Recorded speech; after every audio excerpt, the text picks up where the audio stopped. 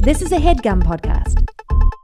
Hey, buddy, Doughboys, the comic book, Mitch and Weiger Chew America, Crisis on Infinite Girths, is available now. Wow, look at that bad boy. Check out the two covers. Pretty cool, Wags. Pretty cool. Our buddies Alex Fearer and Fred C. Stressing did a fantastic job on this. Oh, shit. What happened? I dropped my Mitch. Yeah, you don't want to be dropping your Mitch. You certainly don't want to be dropping your Weiger. That's right. These comics come with a toy. And there's one of me, and there's one of Mitch over there, and there's another one of Kowalik as the Noid. That's right. Our secret little surprise is Kowalik as the Noid. If you order all of the comics, Yes. you get a little surprise Noid one. Yes. But a lot of fun. We're so happy with how it came out. It's such a cool thing that exists, and it's so funny, and the art is so great, and we really hope you all check it out. brkids.com is the URL. And if you want, you can shove these up any hole you'd like. Yeah, take your choice of hole. I mean, it's up to you. This one, Maybe your butt. yeah, this one might be better for your butt. Another one might be better for, your friend's butt. Yeah. It just depends. Check it out, brkids.com. In an early table-setting sequence of the 1995 techno-thriller The Net, star Sandra Bullock is shown logging on to the website pizza.net to order home pie delivery. It's one of those depictions of near-futurism made to look quaint by the actual future. Bullock, as Angela Bennett, types in her order with a computer keyboard and views the confirmation on her CRT monitor in Angelfire-adjacent web design. Back in the 90s, the decade when many of you young fucks listening to this were born, only about 1 in 3 U.S. households owned a PC, and only about 1 in 6 had internet access. Yet still, online pizza delivery wasn't just the domain of a sexy sci-fi computer programmer caught in a deadly game of cat and mouse that functioned as a neo-Luddite morality play. In fact, in 1994, a year before the net showed why you shouldn't bank on Dennis Miller's acting chops, an actual website launched that allowed actual humans to order actual pizza, provided you lived in its sole test market of Santa Cruz, California. The site, developed by the world's second largest pizza chain, was called PizzaNet. Lose the dot, it's cleaner. Its crude grayscale interface, designed for early web browsers that couldn't render inline images, presented a text menu and a web form where users could type in their pizza preferences and address. Payment was cash on delivery. The movie The Net, which released the same year muscle nerd cue ball Jeff Bezos created Amazon.com, included a Bullock monologue that could have been a description of what Amazon and all e-commerce would become. Quote, "They knew what I ate. They knew what I drank. They knew what movies that I watch. They knew what cigarettes I used to smoke. They must have watched on the internet, I don't know. Watched my credit cards? Our whole lives are on the computer." That prescient insight now conveniently extends to order history on your choice of countless pizza delivery sites and apps. But the OG, PizzaNet, is still hosted in archive at its corporate parent's URL. This week on Doughboys, we return, once again, to Pizza Hut.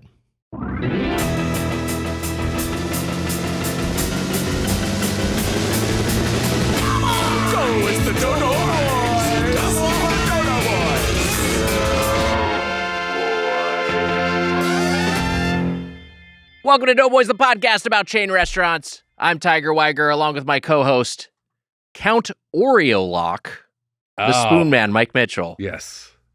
Little Nosferatu nod. Yeah. But the only thing I know about that is that doesn't Count Orlok have a big hog, you told me? I would call it unremarkable.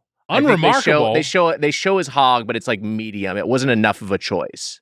It's like right in the middle of the bell curve. And it's like, it would have been funny if he had like a really small hog, or like it would have been like, maybe also funny or kind of spooky if he had a huge hog, or just a weird hog, but it's just like kind of unremarkable. With Mitch potentially having Draculitis, I thought you should have a proper Dracula name. Love the podcast. Everyone involved with it is fantastic. Keep up the excellent work. Matt, the mail carrier in Southern Oregon. Matt, I say to you, keep up the excellent work. Yeah, thank you for carrying the mail. How about that? Thank you for carrying the mail. What a noble pursuit. That includes our guests today of people who are doing a great job. I think that's... I guess you're doing a great job. Wags, happy 4th of July Eve.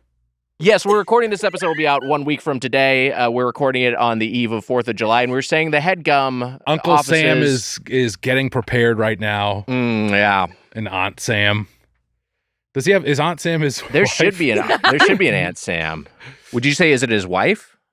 Yeah, because all aunts and uncles have the same name, right? Or is it just? Oh yeah. Or is it just? Yeah. Is it just like his? Or is it sister? It could be a sister. Could be a sister. Could be a sister. But there's not enough lore to Uncle Sam. I feel like. Oh wait. How about both? His wife and sister? Yeah, incestuous thing. So on this day in 1776, the founding fathers are kind of plucking quills out of crows right now. I need something to sign with tomorrow. That's how they had to run out and get pluck a quill from a crow? Mm-hmm. Oh my God. You know what? Thank you to those founding fathers. What a country they created. What a legacy. Yeah, I think there should be... I say Uncle Sam is probably the worst of the... Is he worse than Easter Bunny? Like, where would you put him? Is Uncle Sam worse than the Easter Bunny?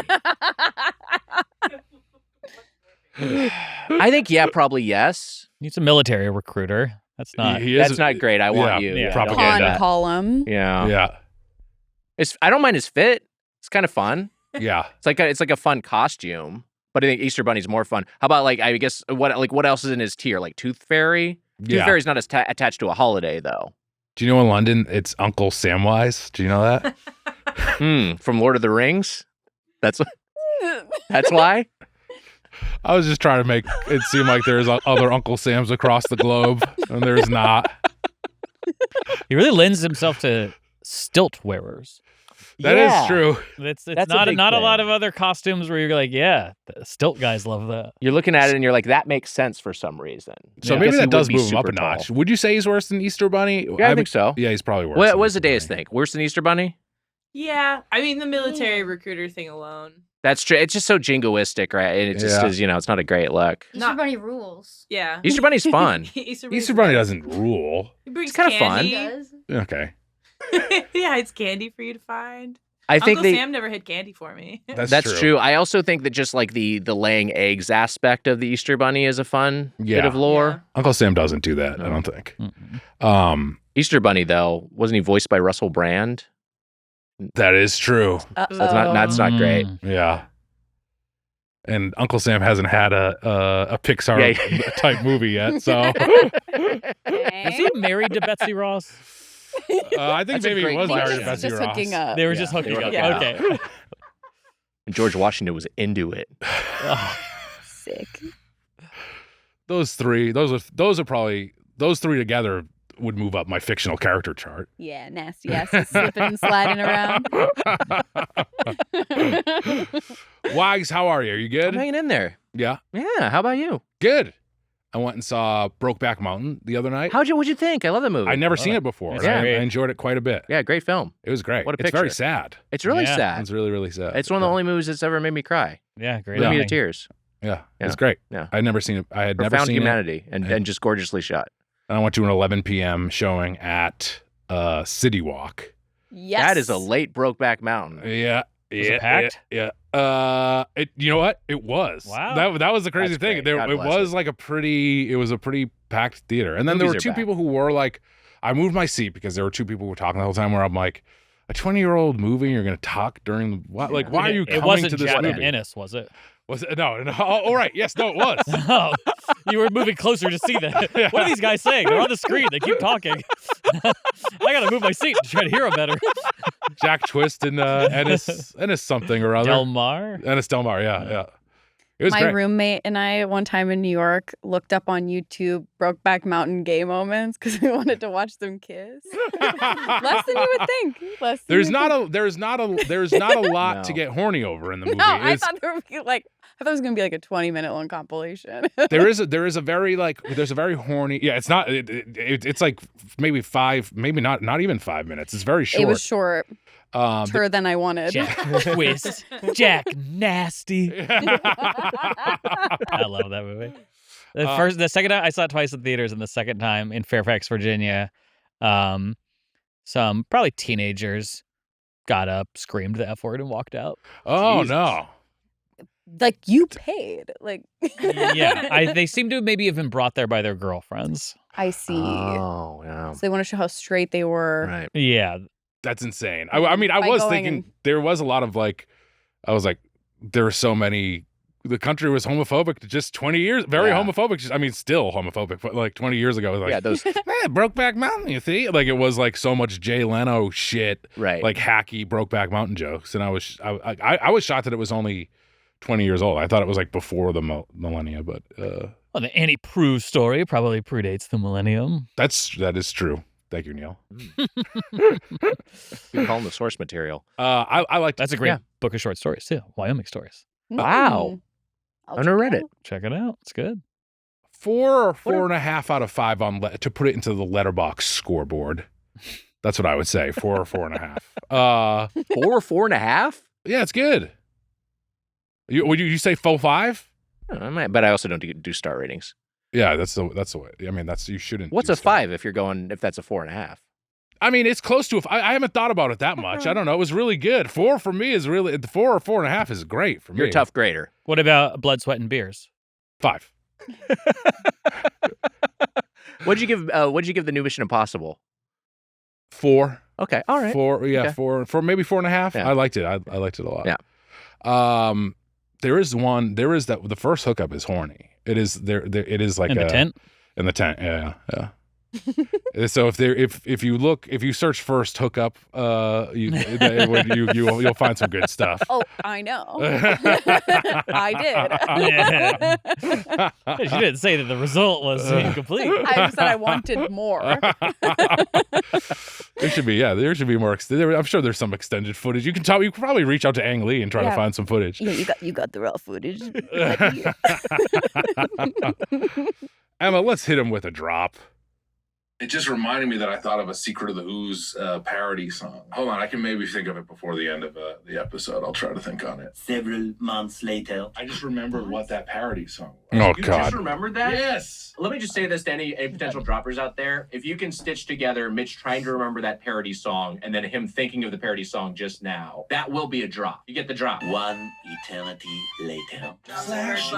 Shredder, and I guess that's why they call it the Ooze. Remember I was trying to remember it? That sucks when you have to hear you be unfunny for a minute and a half. That was only 30 seconds. Oh, well, it felt a lot longer. You know what?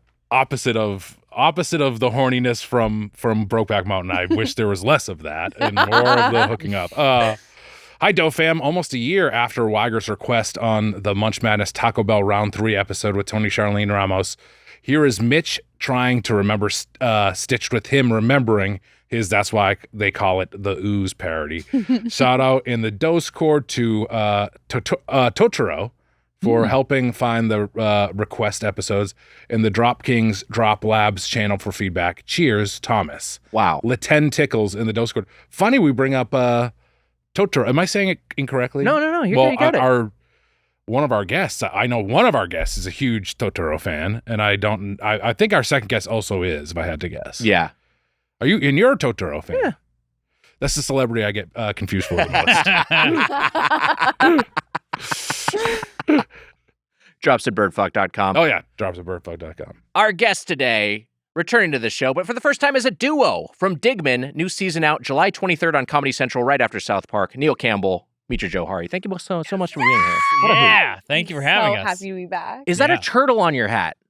Yes. I love it. I got it at the Long Beach Aquarium gift shop. Oh, wow. There you go. I remember when the Long Beach Aquarium was built because I grew up in the area, and it was like, there was a time it was like, this is a boondoggle. What are they building this for? But then you go down, there's a lovely aquarium. Great aquarium. It's so great. Does You that thought also the have like aquarium an was going to be a aviary? boondoggle?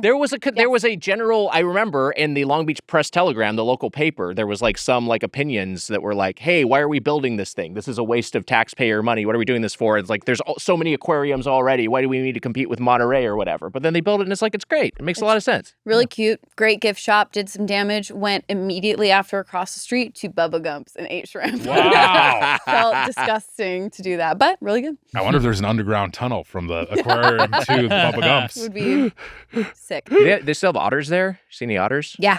They were really cute. Yeah, otters are cute. Yeah. And like there's the aviary, right? Where like a bird will come land on your shoulder. Yeah, I didn't go in because the line was so long, but Ooh, I did wow. see the birds. Pretty cool to see a bird.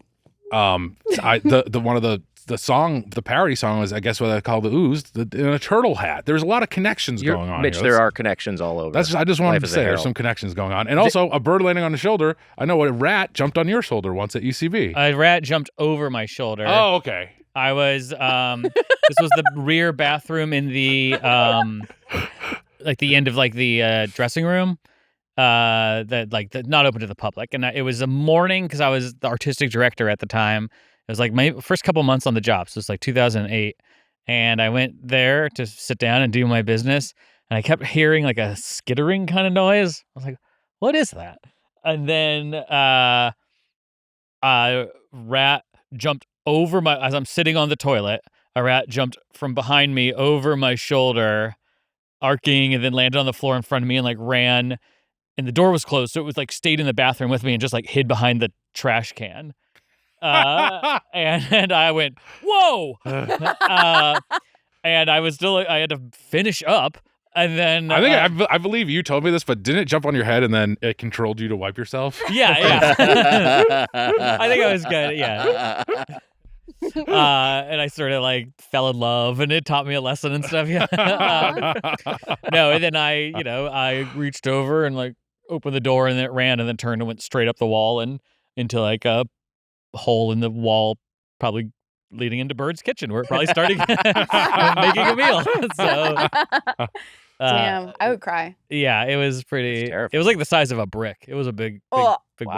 That rat's it's on a Herald team now. Yeah, it's really good. Long Beach, down by the pier, they got the Long Beach Aquarium, and they also got the Queen Mary. It's docked there, and you can walk around, and it's haunted. You know how I feel. Yeah, they should sink that haunted ship. More like Queen Scary. Yeah. And then there's also the Howard Hughes's actual boondoggle, the Spruce Goose, which is on display under. Yeah, actually maybe they moved it, but for a long time it was display under a big dome there. A lot of fun. Big wooden plane that they flies in the aviator. And let's not forget the hotel that we faked as being a Mexican resort for Jake and Amy's honeymoon in Brooklyn Nine-Nine. Of course. I won't forget. I was down there filming for a few days. I wonder what Kyle Murphy was doing during all of that. Probably working for his nefarious uncle. My mom watched that episode, and it was before we had video. It was the first time she'd seen you. Wow. And she texted me, "He is cute." Nice. Dreamy. Mrs. Weiger. All right, easy. I know you're taken. That is making me blush over here. Neil, last time we had you on, we reviewed Salt and Straw, which we will be revisiting on an upcoming episode. Mitra, I'm wondering if you have any thoughts on Salt and Straw, the ice cream parlor. It's never like my first choice. Yeah, what is your first choice? I mean, my actual first, if I could have anything, it would be Grater's, which is a chain in Cincinnati, Ohio. Grater's. And they have huge dark chocolate chunks, an incredible waffle cone, black raspberry chocolate chip is kind of the classic, and it's just incredible. Sounds great. Hometown ice cream chain. Grater's with a T or a D? T. Graeters. Grater's. So that's like my actual favorite, but really, I'd like just like an ice cream truck soft serve is like my favorite, like a Dairy Queen swirl. How about McDonald's? I like McDonald's cone. Yeah, I think that's like a good vanilla soft serve. Sorry. Don't be sorry. I've had a few people recently be like, "Oh, don't you like? Isn't Magpie? Does that stink?" And I'm like, what's with this? Everyone's trying to get me to speak ill of ice cream. I love all ice cream. Yeah. It's pretty much all good. I know. Every one of these places, if I went there and I was like, ooh, I want ice cream, and I got some, I was like, yes, that was good. It's kind of delicious. We'll get into it with Pizza Hut, but it's kind of like what they say about pizza, which is wrong, which is that all pizza is good, is actually maybe more true about ice cream, which is like basically like even like the shittiest ice cream you get is still pretty fucking kind of refreshing. Good. Yeah, I'm never mad. Oh, I also love Mashty Malone's. Oh yeah. Sure. I've never been to Mashty Malone's. Right around the corner here, huh? You should definitely go. I know. I gotta go. It's really good. But I love like a rosewater ice cream. But sure. Ice cream's like my favorite. Any ice cream I'll be happy. But I'm never like craving Salt and Straw the way I would crave other ice cream places. They have a lavender and what's the other element? Lavender and honey they do at Salt and Straw. Which Not is, all ice cream is good. The stunt flavors are bad. Yeah, I don't love this. I don't love stunt flavors. I agree with you. It's not necessarily every ice cream flavor, but there's not like a chain that I'm like, ugh. Yeah. You know? Right. Or even a novelty. Or it's something off of a truck. Pretty much everything. There's nothing I'm going to sneeze at. I've been going to the pool and there's a little ice cream truck right there, and I've just been getting like a swirl cone every day. Rules. Oh my God. Kind of the perfect day. Yeah. Sounds like my childhood. Makes me feel like a baby. Yeah. The ice cream I like the least. I think that we've talked about the one that I like. I was hard on Salt and Straw for a while, and then I do like Salt and Straw. Yeah, me too. Their chocolate brownie is really good. Yeah. But it's supposed to have chunks of brownie in it because I didn't have. I went and I didn't get any chunks of brownie in the damn thing. That's not I right. had extra on mine. That's probably.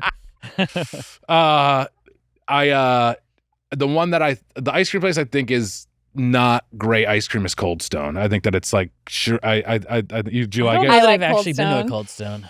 No, maybe once a long time ago. Yeah, I guess there's I'm certain sure ones that just aren't in my rotation. Good stuff at Cold Stone if you order correctly. I feel I'd rather go to a place like in the Salt and Straw tier than a Cold Stone, but I do like Cold Stone. I also I like Baskin Robbins, and I was just at a Rite Aid that's closing in like 3 days, so like all the shelves are empty. It was like totally apocalyptic, but they had like a freezer full of thrifty ice cream. I was like, man, I do like that thrifty ice cream they have there. Yeah. Yeah. What are they replacing? Let me guess. Some sort of tech company? Yes, Mitch, I believe a tech company is going the in drug there. From the William Shatner novel Tech War. Which I know from a sketch he did at UCB Theater. Was that? And Nuke. Also, I think Nuke. I think you talked about tech. No, it was definitely tech. Yeah, it was you're tech. right. You're right. But did you talk about Nuke in another? Probably. Isn't Nuke the Nuke's RoboCop? like the RoboCop 2 or drug. Yeah, I love made up 80s drugs. So. Where Tech War came out. Which is this? Is this on the west side of this Rite Aid that's closing? Yeah. Okay. Yeah. Yeah, you always talk about you've talked about Rite Aid ice cream for a long time. We've never done it on the show. We should do a thrifty ice cream episode at some point, but the chain used to be called Thrifty. Yeah, and then they have it's just a pharmacy. It's like a CVS, but they have like ice cream there. Like everything has gotten shittier, so now it's like they don't have anyone actually working there, so you have to bother some other employee if you want to get ice cream. Yeah. You're like a real fat fuck. Doesn't feel good. It sucks. But. But the ice cream is still the same quality, but yeah, they rebranded. When you walk in there, they probably know that you want the ice cream. Yeah, I also love Trader Joe's French vanilla. Just that is really good. Have you guys ever worked at an ice cream place? No. I did. Wait, you did? Really? Because we know you worked at Pizza Hut. Well, yes, and I'll get into some of the Pizza Hut stuff. When I was in college, the summer before I graduated, and was that the summer you turned pretty? Yes, it was the summer I turned pretty. Yeah. And then when did you turn gorgeous? Right at the end of that summer, then it kind of all regressed back to the fall. I turned back to back into a troll. But there was this local, like old style, like independent drugstore that had a soda fountain in it. This is in Iowa City, Iowa. It was called Pearson's, and I like a bunch of cute girls worked there, and I was like, okay. I like the malts and stuff there. I was like, I want to work there, and I knew one of the girls that worked there, and she put in a word, and I got the job, and I was like so stoked because it was a pretty like sleepy little thing. And then maybe a week or two after I got there, they were like, well, we can't stay in business anymore. An independent drugstore can't really stay in business anymore, and so they announced they were closing. Lines out the door every day after that. And so like I only worked there maybe like a month and a half. And it was a little less like straight up ice cream and more like making malts, making milkshakes, phosphates, stuff like that.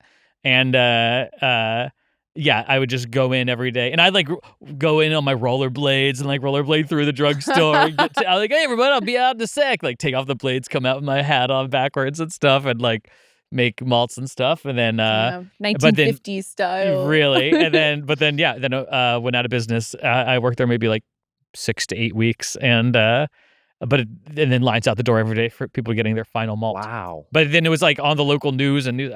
I was trying to look it up, but you have to get one of those subscriptions to like the local paper. Yeah, and not even like the paper itself, like a weird archive thing. And I might do it just to look it up, but I know my photo's like in the Iowa City Press Citizen and stuff. That's awesome. You know what? When the pretty girls find a shop to work at, that I don't like it. Why? Because it gets me too anxious going in there. I don't like when it's all the pretty girls working there. I'm not going to go into that shop. It's too intimidating to me. I can't go in. I can't get into I can't go in there. I was actually in a Salt and Straw, and it was like, was it the pretty girls Salt and well, no. Here's the thing. So it was they were all like teen girl, like they were much younger girl, like they were college age or high school, like girls working there. And it was like I was the only like customer in the store, and so I went there and I tasted a few of their flavors, and I was like, you know what? I'm just going to go with vanilla. And they go, oh, bold choice. He's getting vanilla. They start fucking bullying me.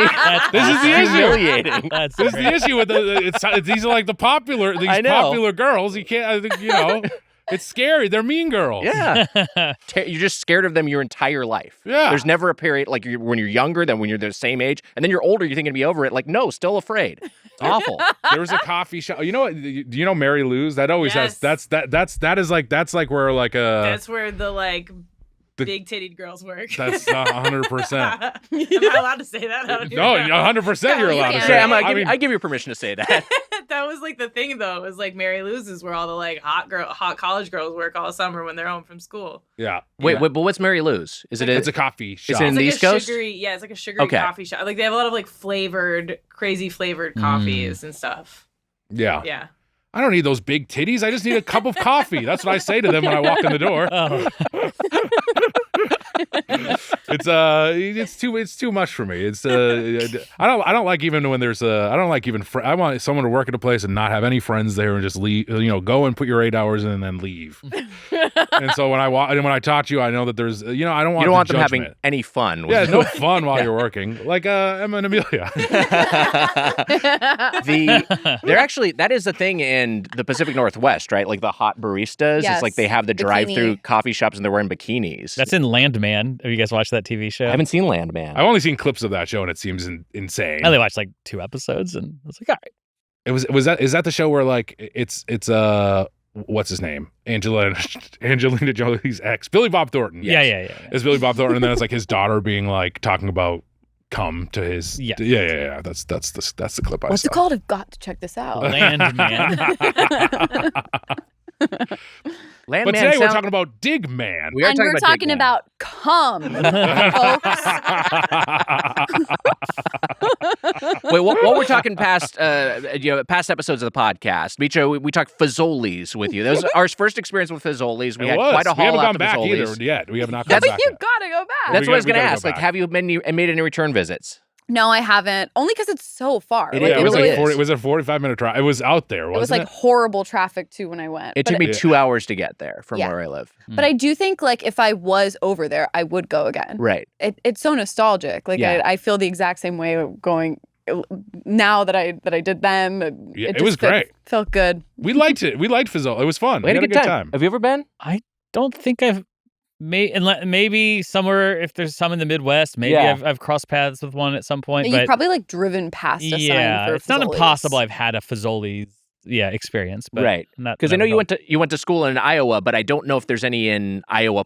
It feels like that's where Fazoli's would be, but I actually don't know. I really don't know. It doesn't ring a bell. Where does in the world of Italian food, like is pizza the best, or like would you take like a pasta over it? Like what is everyone's favorite Italian dishes? Pizza doesn't even count. Does Pizza it? Doesn't count? I mean, it does count. You think it's its own thing? Yeah. Pizza counts. Oh, Amelia's giving me the eye because you think I'm trying to take credit away from Italians or something. Is that what it is? Does pizza count? Does pizza count? Does pizza count? I think it does. I'm trying to think when you go to an actually like a nice Italian restaurant, there's frequently a pizza menu, but I probably still would go a pasta. I think I would too. As much as I like pizza, I think pizza's I like my pasta favorite more. food in the world. I totally get that. But like, so if outside of pizza, what are you getting? Yeah, I mean, pasta is second. I mean, like that's the and then what else is there? Lasagna? A lot of times it's just like, what's this? I remember I was in Florence or something, and there was like the specialty was like a sort of lemony pasta. That's not necessarily what I would normally order, and I got it. I was like, oh, it's one of the best things I've had in my life. So lemony pasta can be delightful. Yeah. So do you like some squid ink? Not when I'm chasing a squid. That's a great point. At the aquarium? Yeah. Get back here.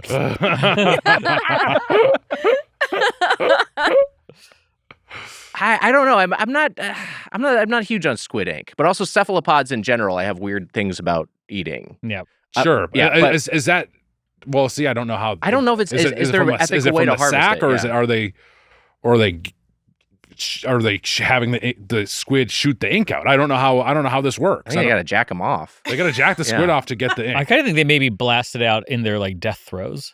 Oh, okay. Oh, so that's what it is. So it's a particularly horrible death. Yeah. Got it. I'm actually not. I don't know. That's how they. I'm sure it's amazingly ethical. Yeah. Mitra, do you pizza, pasta? Do you have any favorite Italian dishes? There's this place in New York called Supper that has this pasta limone, or however you say it, which is really just a lemon pasta that's so good. But I always love a pizza. I'm always so happy to have a pizza. And I feel like I'm not always happy to have a pasta. It's like if it's like because it can be too heavy. Whereas a pizza, you can just have the lighter, thinner crust. I'm always just excited about pizza. Yeah, pizza is exciting. Sometimes I'm like, I don't want to be like so sleepy after, because I'm sleepy when I have pasta. Yeah. I'm not always sleepy when I have pizza. Yeah. What do you do when you're sleepy? Because I just feel that sometimes like, what am I do right now? You're I'm just a sleepy. non-napper. I can't really nap. Yeah, I'm not a napper either. I'm not either. And so I'm just like, what do I Me do? neither. I'm just tired now. I don't nap either, like the three of you. I never nap. I have to when I've had like a sleepless night or whatever. I have been able to nap, but like I've taken like 2 naps this whole year. It's like very difficult. Similar. For me. Yeah. And and then I'm just like, so like I get really tired, and I was like, I guess I'm trying not to do afternoon coffee because that fucks up my sleep at night. And so I'm just tired. Yeah. I guess you're just tired. Yeah, that just sucks. something to complain about. Eat a banana. What do you do when you're bored? Sometimes I just nap if I'm bored. You know, is that strange? No. I feel like I have enough activities to entertain me if I'm bored. Yeah, I'm in like desperate need. I should be texting you more often.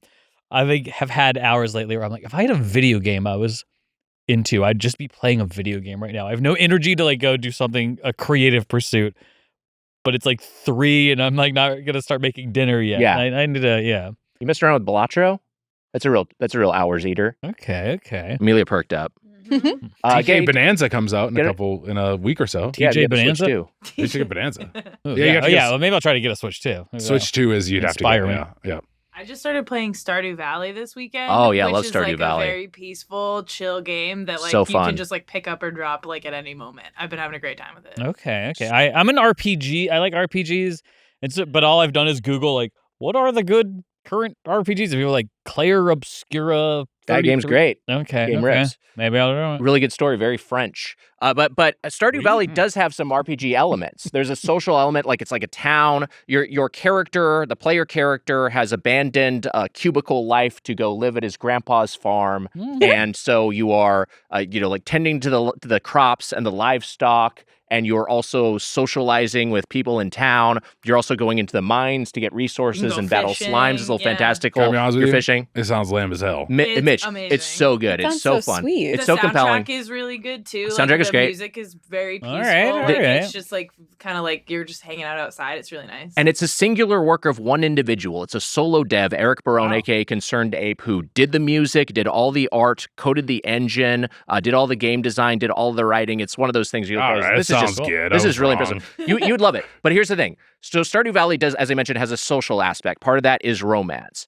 And so, no, I mean like you should play, man. I love romance in games. There is a part my first playthrough, and maybe you experienced this, but there's a dance that you have. There's like a harvest dance, and you can go there and you can ask your prospective partners to dance. When you say social, you mean like with other real world people? Great question. It's with NPCs. It's with with AI characters that exist in the game world. Gotcha. Yes. Thank you for letting me clarify. So you're in this. You're interacting with all these NPCs. It's a dance. You spent the fall or you spent the spring growing vegetables and raising cattle, chatting people up. Mm-hmm. You have this dance at kind of the end of the season, going into the next one. And you have an opportunity to ask people that you want to court to dance. Yeah. And I went through and I asked every NPC I was interested in romantically to dance with me, and they all said no. Damn, dude. I truly thought I did something wrong in the game. I was like, literally, they were like, ask people to dance. And I was like, okay. And then everyone said no. And I was like, did I fuck something up? Was somebody supposed to say yes? Yeah, And you're just watching everybody dance standing in the corner by yourself. 13th reason. You took your character into the big titty coffee shop and they made fun of you. It seems like Animal Crossing. It seems like it would it's take very up a Animal lot Crossing, of time. Similar, Okay, yeah. okay. Definitely similar. But it's a little, it's more, it's got more depth than Animal Crossing. Yeah. Do you think that the founding fathers, when they had to pluck a feather from a crow, did they also have to catch a squid and to use for ink? Yeah, exactly. Oh yeah. man, that's crazy. Where else does ink come from? Yeah. That's a good point. Does ink come from any land animals? Are there any land animals that shoot ink? Pig. Pigs do. It comes out their snouts. Yeah. Yeah, how do you harvest ink? Like I actual guess from ink that squids. Because I imagine nowadays it's like synthetic, but there are no land animals that shoot ink as a defense mechanism. It's all sea creatures, and there is when you get the ink from squids, it usually involves killing them. So there isn't really an ethical way to get it. Yeah. Mama. Rough stuff. Hate to hear I it. did this to myself, I guess. To you guys. I did to you guys. Sorry. Neil, on this topic, I know you've been Yes. eating more vegetarian for some time. Yes. How stringent are you on this? Do you have any flexibility, or I'm pretty much pescatarian. Pescatarian? got it. Yeah, I started. I just was like, let me try a week being totally vegan, totally plant based, and I went like a couple weeks. I was like, okay, I think I might need some like eggs and cheese. Yeah, sure. In my diet, and or I don't want to totally let those be the things that make me go, never mind, back to all meat. I was like, okay, I'll do vegetarian, and then I was just like, I won't stick with this unless I have like one escape route or whatever, one exception. And so then I was like, what would be the one thing? And I was like, sushi. And so I decided to make pescatarianism my one alternative to vegetarianism. No, we talked on the podcast before about you spent some of your childhood in Japan. Yes. Is that where you developed an affection for sushi? So at a pretty young age. Yeah, for sure. Yeah, I was pretty good about trying things. Even as a child, and so and my parents were great at like taking us off base and going to like a local mom and pop shop, and we try yakisoba, and like a lot of times you just get a little like fish, like a kind of. They still do it at like places like BCD Tofu House, where you just get that little like fried fish with your meal. Yeah. And so I'd try to like be navigating that with the chopsticks and stuff. Was there ever was it the kind of thing where on the base, because I know they sometimes have American chains that are there for like a taste of home. Was there like a Burger King there? Was there like a Chili's? There was a place called like Anthony's. This was Camp Zama in Japan. There was a place called Anthony's Pizza, and I think is what it was called. There was maybe a sub place, and I'm blanking on the name. And I think we had Burger King. I can't remember, but we did not have McDonald's. But this other base that we'd play in Little League named Atsugi, which I think is where Lee Harvey Oswald had once been stationed. Wow. When we'd go over to Atsugi, they had a McDonald's there. So that was, we'd get our asses kicked in soccer or Little League or whatever. Or maybe we'd beat them. They weren't dominant against us. And then we'd go get McDonald's as a treat afterwards. Yeah. Wow. But I also was not a huge McDonald's kid. That pisses me off. I said this the other. Mitra's heard me say this now twice, but there is like a Campbell McDonald's rivalry, and and after I puked eating McDonald's once, my parents were like filling me in on that. So maybe. Anyway. Wow. There's your family, like the clans in Scotland. Oh wow. The Campbells and the McDonald's don't get along. They don't get along, and that potentially is like your extended family tree. Exactly. Wow. And so they may have been trying to poison me when I threw up McDonald's orange juice when I was 6.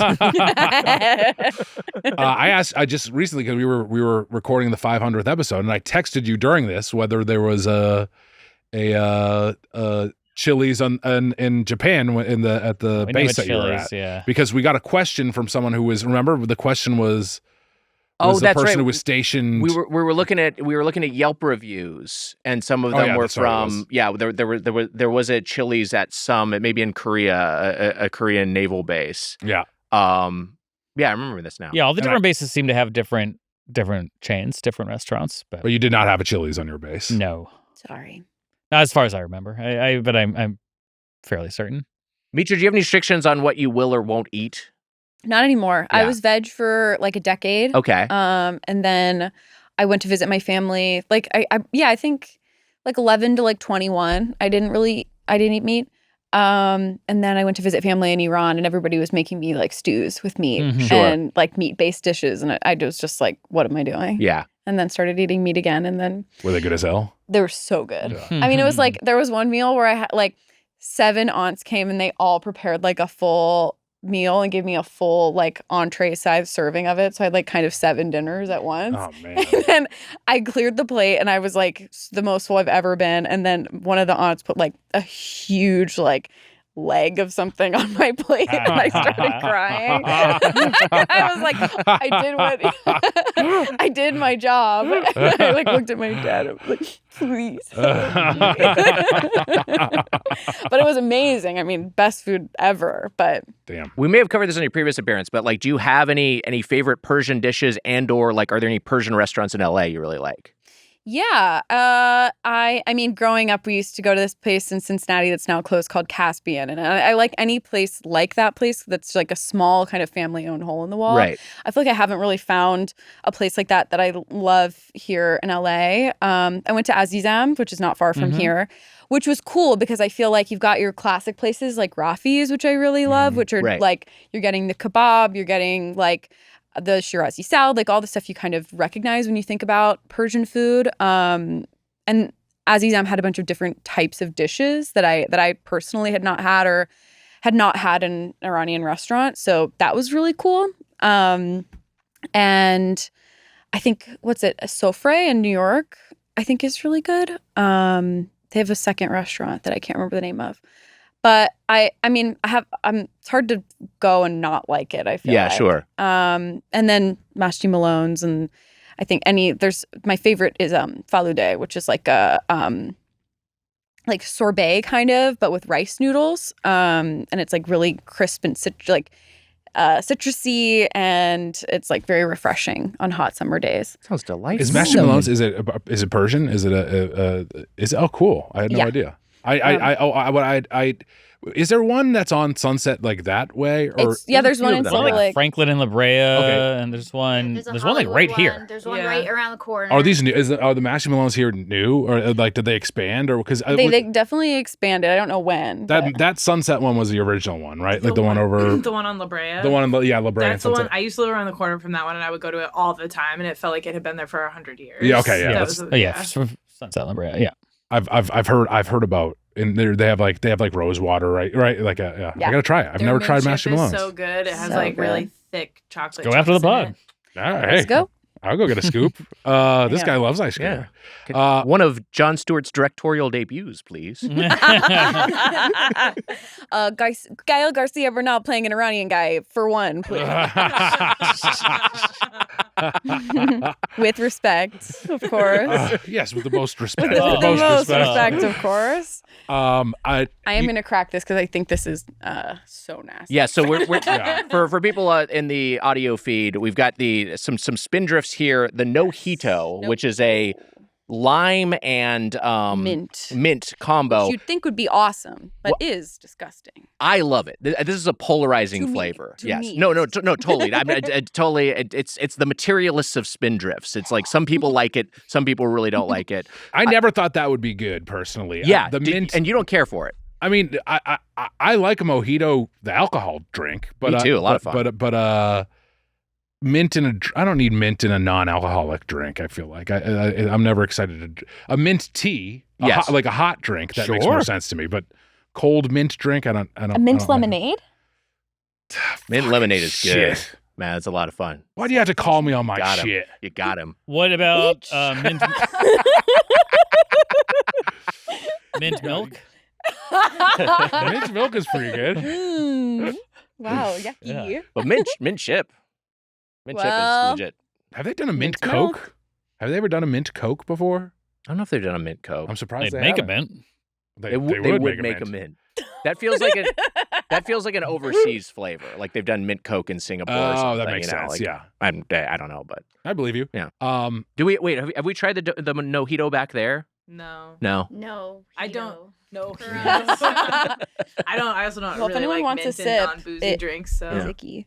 I think why, it's great. But you but pivoted I don't over know to the why- spinach. I guess you're right. Like, I guess if there was like water with like lemon and mint in it, I think I'd be okay with it. But for whatever reason, maybe it's just the fact that it's like mint flavor. And I know Spindrifts are like natural flavors, right? But still, it just feels like a strong mint taste. I don't want that. I don't mind it, but there's like kind of a lot of Spindrift flavors where I'm like, one can's enough. Like I don't know that I'd be hydrating a lot throughout the day. Sure. Yeah. I'm pounding the lemon and grapefruit. I think they're so good. I think those are real good. Oh yeah. That is a lot of those, gnarly. yes. But there's similar weirder ones. I'm like, just one. The Yeah. Arnold Palmer one's pretty good. I like that one. I like that one. Yeah. You guys are both on the show Digman. Yes. Yes. Now, And that's not a coincidence we're here. that's also true. Yeah. Here's a question for you. What is the best food you have to dig for? Wow. Wow. Wow. I thought it was a really good question. Yeah. I think it is a good question. I'm thinking. I actually will give an answer. I think You're going to say carrot? carrot. Yeah. Oh, you mean in the earth? Yeah. I thought you meant the act of eating it was digging. Oh. Well, you know what? Now there's two questions. 'Cause that one potato. What's that? Potato. Potato, I think, is my answer as well for digging. Any sort of tuber. I'll say Clams? Yeah. Oh, clams. Clams are are pretty great good. answer. That's a great answer. Good answer. I think it'd go oyster over clams. Oyster, but I think clams- I would maybe Yeah, go I oysters love over oyster. clams as Oyster. well. And that's the sort of thing, like just going back to pescatarianism. When I think about, because I'm constantly reevaluating my own relationship with meat, and I try to eat less meat. I end up eating some. I certainly eat it for the podcast, but like I look at a fucking oyster, and I'm like, I don't know if you have a soul. Like I don't feel. I have 6 oysters. What is the scenario where you're looking? Oh, you're looking at them on your plate. Yeah, like I'm like Okay. let's say I get 6 oysters on the half shell. I'm having that for as a little treat. I don't feel like I'm inhaling 6 souls. You know what I mean? Like I don't feel like that's what I'm doing. But maybe they do have an internality. Maybe they do have a consciousness. Maybe we just don't understand what being alive really is. But I don't know. I mean, it feels like No, that's, I'm with you on that. I mean, it feels like maybe where I'll land just to button up my thought is like I feel like I might just ultimately land on pescatarianism myself as I keep vacillating between being vegetarian, eating like some meat but not others. I certainly have some hard lines where like I wasn't eating any pork for a long time. I still don't eat cephalopods. And I try to minimize my consumption of red meat. But sorry, go on. no. The only thing I was gonna say is like, I was doing like a food tour thing in Mexico City, and we got to a market or whatever. It was like, all right, do you want to eat ants and like crickets and stuff? And I was like, well, I guess when in Rome. I was like, I never really considered where insects fall in the sort of scheme of things there. Or were those bugs? Good. Didn't you say your tour guide was a frog though? Yeah. It was sort of a food tour of like a swamp outside the city. Yeah, That's I It was it was Slippy Toad from Star Fox specifically, right? Yes. Okay, that's great. Yeah. Which would be confusing. You know, he does wear suits. It's true, Mitch. He does wear he suits. does wear a suit. So Would those characters be considered poly? Because they are polygonal? Yes, because they're polygonal. I think so, yeah. I think so. Okay. I just want to make sure the characters of Star Fox are all poly. I think they are all poly. Okay. check out Digman. Look, usually there's a whole like room of writers that if I say something like that, they can kind of beat that and do something better. So don't think the whole show's gonna just be like that. I think that was unbeatable. that was Personally, when I was in Mexico City, I went to Pujol, which is a great restaurant there, and there's like a sit down. You can do like the omakase, which is the taco. They do like a bunch of different tacos, and that's what I did. Or you can do the sit down. I love, just to interrupt real quick, I love an omakase. Yeah. Fun word, too. Very fun to say, but anytime someone is just like picking everything, like you're making all the decisions, I pay one rate and you're just going to give me a bunch of stuff, like great. I love It's it. the best. But sorry, keep going. And it was paired with what's the smoky tequila? Mezcal. Mezcal. It was a mezcal tasting. I don't know. My brain doesn't work anymore. You're doing But great. it was a mezcal taste paired with mezcal. And I never liked mezcal, and the mezcal was good. But there was there were a lot of buggy ingredients. There was ant larva and there were chapelinas. Is that? Yeah. There was like stuff like that in the tasting, and it was like, this is like one of the best restaurants in the world, and it was good. But normally insects are hard for me to get over. I can't do the. There's a mental hurdle there. Yeah. Yeah. Well, also like a fun food tour. I was like, I don't know how much I would make it part of my regular diet. Sure, yeah. And going back, because we were talking Salt and Straw. Salt and Straw has all these like weird flavors. They did have a bug series at a time. They had a bunch of like, mealworms and crickets in there. And that to me, that is maybe a bridge too far, because I was like, I will eat insects, but I feel like I don't need insects in my ice cream, Yeah. Yeah, like that's almost like licking dare it food. Yeah. up. Yeah. But it's funny if you asked a fish or a bird what their favorite food to dig for is, they'd both say worm. That is true. They would, yeah. Wait, fish, did you say? Yeah. Well, maybe they aren't able to dig, but they always like love seeing a worm on a hook. That is true. Desperate for it. Yeah. They're so thirsty for worm. Pathetic. It makes me sick. Is there a fish? It is funny that fish, the fish love worms. And birds. True. But in birds love worms. Above and below. Air and sea, they both love worms, but we are the ones who dig up. We are the ones who how does a fish regularly get a worm? We're the friends of the worms. Yeah. The worms are our stable mates on terra firma. But are we really? Because we're feeding them to the fish. That's true. We're exploiting them. How does a fish get a worm that's not from us? That's my question. Does a worm just accidentally swim into the pond? My guess is there's some sort of like sea creatures that resemble worms, and that's partly why they're so tempted by them. Maybe baby eels, or maybe just like weird little squiggly things. Like, I don't fucking know. We don't know the mysteries of the sea. Especially the one on Pandora. Yeah, that's true. Who knows what's going on up there? Yeah. Way of the water? Mitra, do you like the Avatar franchise? Yeah. Here we go. What did you think of the Way of Water? Had a great time. Yeah. It's really I was good. crying. Awesome. Yeah. I loved seeing that stuff. It's so good. Yeah. When Payakan jumps from the water, I was in tears. Payakan, the mighty Tulkun. Every so time great. they're swimming and the music is swelling, I have tears streaming down my cheeks.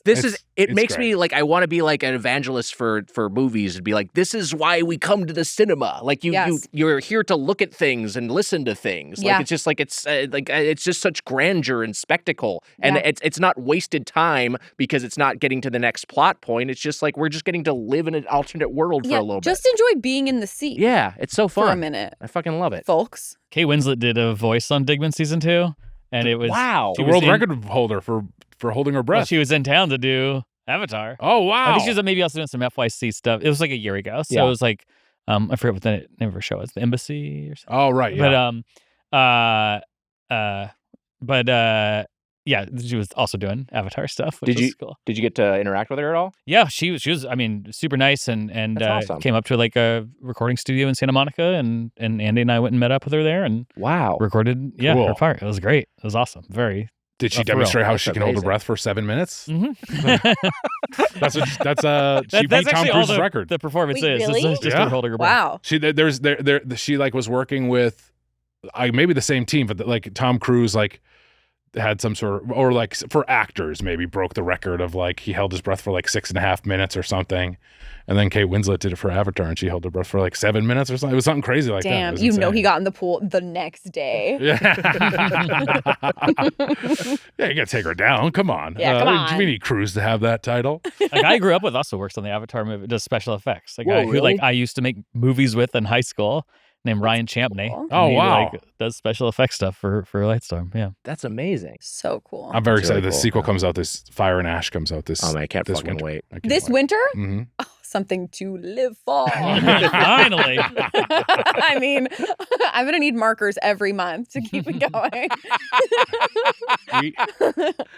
Digman's Yeah, premiere? you got Digman You got me for 2 more in a weeks. few weeks. Yeah, I'll just say this. It does come out once a week, so Yeah, Hey, there you so go. at least a few more we weeks. got that into about August. Now I got to late make it to August. Avatar. Yeah. Are there any other guest stars we look forward to with season 2? Yeah, can mention? we got a lot of guest stars. We've got Jeffrey Wright. We've got Geraldine Viswanathan. Geraldine Viswanathan and Stephanie Wow. Beatriz are on the same episode, which is a super funny episode. And then we've started to finally hear from people who've watched episodes, and that is That's the 4th episode Rachel Cayley wrote, and that is one that people kind of keep mentioning to us as a fave. Awesome. So that one's great. Rekha Shankar, Mark Hamill. Wow. That was cool. That was awesome. Beck Bennett. Doughboys guest. Yeah, I was listening to the episode this morning as I walked here. We've got, then Kate Winslet, John Waters, Nathan Lane, Tatiana Maslany. I'm probably forgetting some other people, but those are a lot of our big. Artemis and Kayvon. Oh yeah, Kayvon Novak and Artemis Pabdani in an episode that's dear to me. I love that. A lot of heavy hitters. Yeah, that's great. Has Cartman been giving you a hard time at all, or no? Has he? No, he's been so warm and welcoming. It's been such a like I know Kenny on has actually screen, been a problem. What's that? Oh, no. Kenny has kind of Yeah. been more of a problem. Kenny is more of the issue. I was expecting Kenny to be so sweet, Yeah. and he's been ice cold to me. Yeah. Oh my God. Yeah. Does he take down? Is he still have? Can you understand what he's saying? Or You can make it out, and it's especially the bad words. let's just say That's rough. not like in my kind, if you know what I mean. Oh my Oh, God. Jesus. Yeah. Oh my God. Kenny, Jesus Christ. I know. We met Mitch. You and I. We met Randy Marsh up at Sketchfest. Yeah. a few years ago. He's way more down to earth. Oh, they It did was like so that whole. nice. They did like a whole thing for him up there. Yeah, right? Yeah. It was great. Yeah, it was a Randy It's like a Marsh retrospective. celebration. Yeah.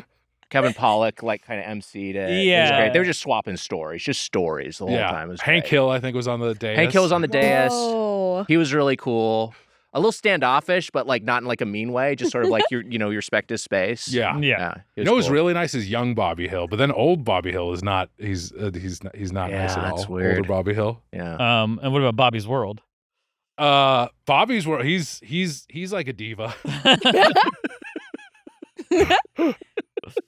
So Cartman never said respect my authority or anything No, like that? Oh, wow. no. Okay. All right. That's great. He's actually really chill behind Yeah. the scenes. So chill. Damn. All right. That's great. We did a we took a selfie with Beavis Yeah. and he like as we were posing for the selfie he said, "I am the great cornholio." Oh, And we're like, oh my God, Beavis, and he was like, I laughing. know. It's That's like- classic. That's classic. But he's like, he just was like ready to say it. It was Yeah. like he was getting Johnny. He knows this is what people want to hear. Yeah, show me the money. It was awesome. We talked to He was him so about the fires in We Los talked about the Angeles, too. fires, Yeah. And and he's he like, I was- know I was always a fire guy, Yeah. but like this It's not cool. It's like not it's not what cool. I wanted people Yeah. to That's take away sweet. from. That's Yeah. like really down to earth. Yeah. And then Humble. I saw him, and then I saw him, and it was funny. It was like it's on the news, and they like barely called attention to it. He was just there at Altadena, just like with a hard hat on, just volunteering. That's awesome. yeah. I was like, that's Whoa. amazing. But yeah, especially for a guy who like promoted fire for so Right, long to right. go on the other end of it is It cool. was really cool. And I know he hasn't been the same since Butthead died too. Yeah. Yeah, Yeah. you just don't you don't want to bring that up around him. Yeah. It's a sore subject. Did you hear about Millhouse? No, what happened? What with happened? Voss? He works for ICE. Oh my god, That's that. fucking horrible. It's Yeah. that is a bummer to Thanks. me. Yeah, that is a bummer to me. Sorry to bum you out. I know this is a comedy podcast. you know I what? didn't ready to bring down the room. No, I mean, like while we're here, this is the thing. We can talk about whatever. We can talk about food. We can make jokes. We can talk about serious stuff that's happening in the world. Like it's all just conversation. Thank you. But you're welcome. You know who else is with ICE now? Mr. Freeze. Oh, No. That's too on the nose, honestly. That he would join. That he agree. would join such a horrible. And he's a villain, so it makes sense. It makes that makes sense. more Yeah, sense it's not for like him. Frozone doing it. Yeah. That's true. If Frozen did it, I would be very, very upset. Wait, did you say Frozen? Yeah. What did you I say? said Frozone. Frozen. Oh, all right. From The Sorry. Incredibles. Both work, honestly. Yeah. Yeah. Either Frozen from Frozone or Frozone. Rest in peace, Butthead. Rest in peace, Butthead. Yeah. One of the best. My dad, when I was younger, he knew of Beavis and Butthead, so he would always be like, "Ha, yeah, cool." He would do that Good. voice to me to be like, to like try to like also funny. making fun. Yeah, also like making fun. Like I think it was trying to bridge the gap. I was like, I didn't even like Beavis and Butthead that much, but somehow he had heard Beavis and Butthead, which I don't know how he heard it, but There was a bit on, I remember the old Letterman Late Show where Like they just did like a pre-show thing where like in the green room it was Letterman was just saying hi to Siskel and Ebert, say, "Hey, thanks so much for doing the show." He's like, "Oh yeah, no problem." And then he left, and then they went into Beavis and Butthead, and we're like, "Oh, Dave's show sucks, man." It's so funny. Letterman's like love of Beavis and Butthead really was like a cosign that made it me go like, okay, this isn't just like a thing that my parents might think is stupid, but I'm like feeling childish for liking the way that maybe like we listen to like Adam Sandler's album or something, you know, like you're like, I know this, whatever. Like it was all right, David Letterman likes Beavis and Butthead. There must be something going on here. And it's cool that Butthead guest hosted the show at one point too. I thought that was really nice. He was later good. on. Yeah. Hey, buddy, if you've ever been lost abroad or badly needed an internet connection with no Wi-Fi spot in sight, you'll understand what a difference a local SIM card can make. Saily is a new eSIM service app brought to you by the creators of NordVPN that offers several affordable eSIM plans in over 190 countries and 8 regions. Wow. How many countries do you think you can name out of 190? Out of 190 countries? Probably 2. I go over. You can go over 2? Yeah, I can name more than 2. United States. Okay. What else? And eSIM provides an internet connection wherever you travel and saves you money on roaming fees. Planning on visiting several countries during your next trip? Saily offers global or regional plans allowing you to travel with the same eSIM plan for your entire trip. Mamma mia! No more wandering around Italy or another place like that looking for a public Wi-Fi spot. With an eSIM, you're always connected. Saily is simple and easy to use. Simply download the app, purchase a plan, and activate your eSIM. Wow. You named the second country right there. Oh, Italy! Plus, with Saily, an eSIM needs to be installed only once. You don't have to install a new eSIM for each country on your itinerary. Activate Saily's security features and browse more confidently. Change your virtual location, block malicious ads, and stay safer with web protection. Get an exclusive 15% discount on Saily eSIM data plans. Download Saily app and use code Doughboys at checkout. That's Saily.com/Doughboys. SAILY.com/Doughboys. Do it. Wow. All right, anyways. Pizza Hut was founded in 1958 in Wichita, Kansas by the Carney brothers. It The received who brothers? The Carney brothers. Wow. Yeah. Wow.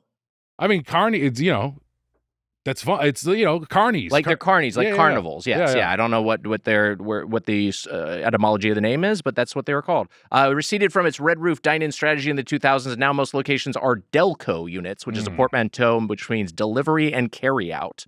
Mostly recently reviewed in 2022, and Neil, as you remember, originally reviewed on our first episode of 2016. Wow. Over 9 years ago, where Neil gave it this review. Emma, can we play a little bit of this?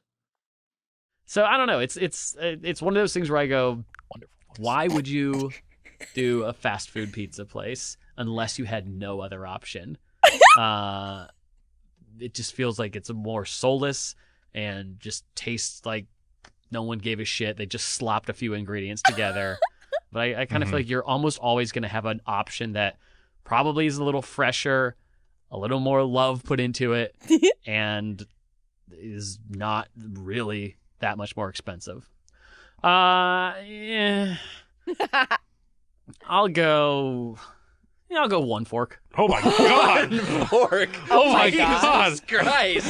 What is a worse pizza? Oh my God. What is a worse pizza?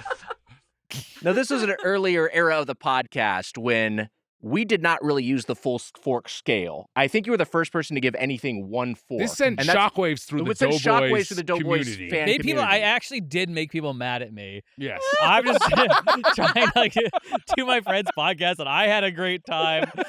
Little do I know, I'm going to open up whatever, Instagram or Twitter at the time or something, and have like people like, you don't get what the show is, and like be like pissed off at me. You opened up a can of worms, and there was no fish or bird on the other side of this. They were very angry Redditors that got upset with you. I think it changed everything for the show. I think it honestly was a very big early moment for the show, because it kind of was like, you can review this food on your own criteria. And I think Mitch, you and I over time have gotten a lot more, I think especially just as we've consumed 10 years of this garbage. We've become jaded. We've become a little more jaded, but we've also become just a little bit more willing to use the full fork scale. Like we go to a place like Planet Hollywood, which we did in New York City with our buddies from Blank Check, and it just fucking sucked. It was horrible. bad. And that With is great like power comes great responsibility with the fork scale. So you don't want sure. You want to use the forks correctly. And Neil, we had never seen anyone do what Neil did. It was powerful. It was alpha. I loved it. Yeah, a lot of places do suck. Yeah. A lot of places including do maybe suck. Pizza Hut. Possibly Pizza Hut. We'll get into it, but we were saying we had Papa John's just recently. That's right. And Papa John Schnarder or whatever his name is. This is for an upcoming episode. It's releasing after this one. Yeah. Well, shit. That's all right. Whatever. You're it's fine. A little teaser. We didn't like Papa John's in the past, and then we were like, is Papa John's better than Pizza Hut? Papa John's might be back. Minor spoiler for an upcoming episode. But Pizza Hut to me is like one of the places that I think of that's like declined the most of any pizza place I've ever, and that I think like going like what it is now compared to what I remember it being, which by the way isn't just nostalgia. It is like, I was in like high school or college, which I guess is nostalgia, but like it was like I was a fully formed adult when I was eating Pizza Hut and I was still okay. Right. But like the pan pizza, which we didn't get today, that like when I would go into Pizza Hut and get a pan pizza, I thought it was a good pizza at one point in time, and now I don't.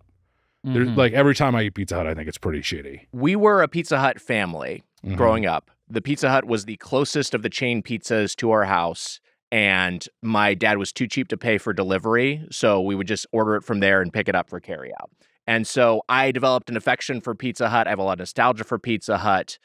And that was the primary pizza that I had. Like if I was going to have something like Domino's or Little Caesars, that was like at a friend's house. You know what I mean? So that was a little bit more exotic to me. But Neil, you certainly have a history. You worked at Pizza Hut. My very first job was working at Pizza Hut.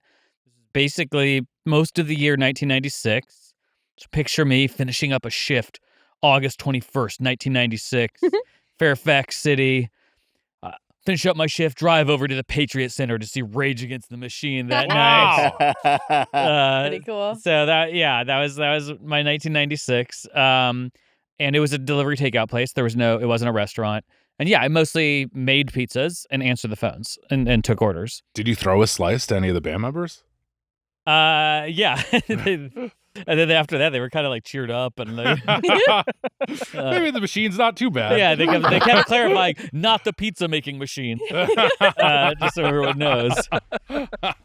Yeah, and so I never really liked the Pizza Hut hand tossed crust, partially I just didn't like it, but then also it was like you're just getting frozen discs.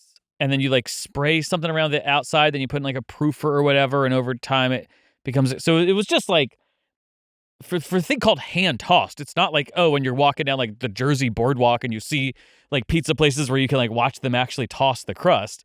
It's not. It's literally like a frozen disc you would get. And so I already didn't really like that. Yeah, I remember you talking through this process on your original appearance, which was that some of the dough are fresh made in store, or at least were at the time. Yes, there were people who came in and made some dough for the pan and for the thin crust. Yeah, but the hand tossed was hand tossed was not. But I had going in, I didn't really like Pizza Hut hand tossed, so it kind of just maybe which has kind of become it's now like I always default. It's their default, which also for me it was always the pan pizza. I wonder why they got rid of.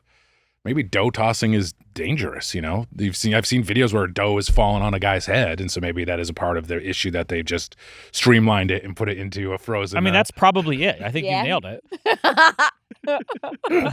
There must be some reason I like think that. Pizza Hut probably dough was landing on people's heads and they were getting injured. And then they trip, fall on a spike. And then you could probably, you could with the dough on your head, you could probably fall into a spike. I'm sure. The Pizza Hut spike. When I was working at Pizza Hut, one of the giveaways, they had like a little bat, like a Jeff Bagwell bat or giveaway. But Flipper was out in movie theaters. Oh, and the giveaway was like this sort of like rubber hand puppet that you could like stick in water and had a little like bladder in it, so you could like squirt. I remember.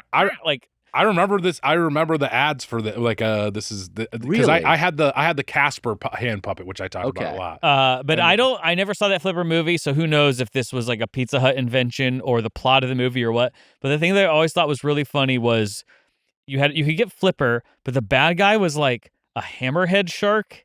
It would just like seems funny to me that like a movie about Flipper about a dolphin, that the villains wouldn't be like mankind encroaching upon his ecosystem or something. That like, wait, the bad guy in the Flipper movie is a mean fish? Is a shark? Like they could humans making this movie couldn't be like, no, we might be a problem, or the corporations in charge could be like, this can't be about an oil spill. They were like, the bad guy for Flipper is a shark, not anything a human does. Underwater drama.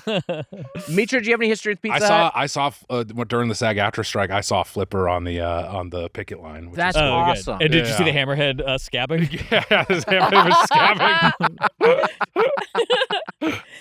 I have no real history with Pizza Hut. We were, I would say, more of a Costco pizza family. Oh, wow. Back in this before Costco pizza was cool, it sounds like, too.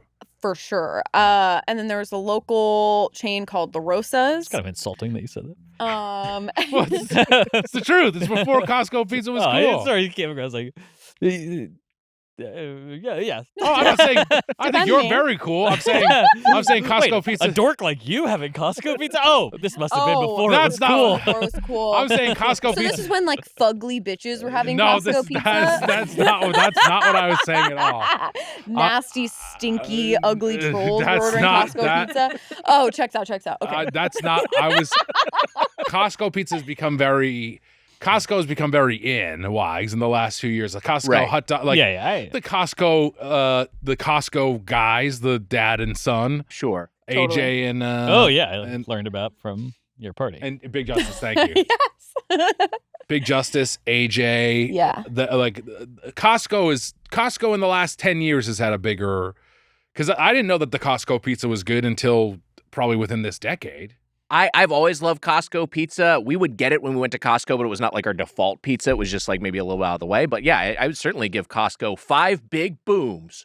Boom, boom, boom, boom, boom. Woo! I also love their mixed berry smoothie. Oh, the mixed berry smoothie is good. Okay, so last time I went to How Costco. many booms did you give that? 5 big booms. All right. Boom, boom, boom, boom, boom. Last time I went to Costco, they didn't have the mixed berry smoothie. They'd replaced it with the frozen strawberry. Frozen strawberry pink lemonade. Now I was a little skeptical. I wanted my mixed berry smoothie, but I got it as my usual Costco routine is I get a walk around drink while I'm shopping, and then afterwards I go to the food court for a lunch, and they'll usually get the hot dog with the soda combo. So I got my walk around beverage and I tried out that frozen pink lemonade with strawberries. Absolutely fucking delightful. I'm it was so happy to so hear that, good. It was so refreshing. Mixed berry is gone is so concerning, but if there's something good there. It could just be a seasonal offering. Okay. And it could just be also at my Costco. I don't know if it's nationwide, but I had a great time with it. What? I mean, I'm just now wondering what you think of the frozen lemonade. I give the frozen strawberry pink lemonade 5 big booms. Boom, boom, boom, boom, boom. It was really good. Yeah. I haven't tried it yet. I want to go back. I got to go back, and I think my Costco membership, I always get the Costco membership and then it just I never renew it, and so I have to renew it all the time. But can I confess something? What's up? It made my shoulder hurt. Oh. That's why those guys are That's why they're jacked. Yeah. It's true.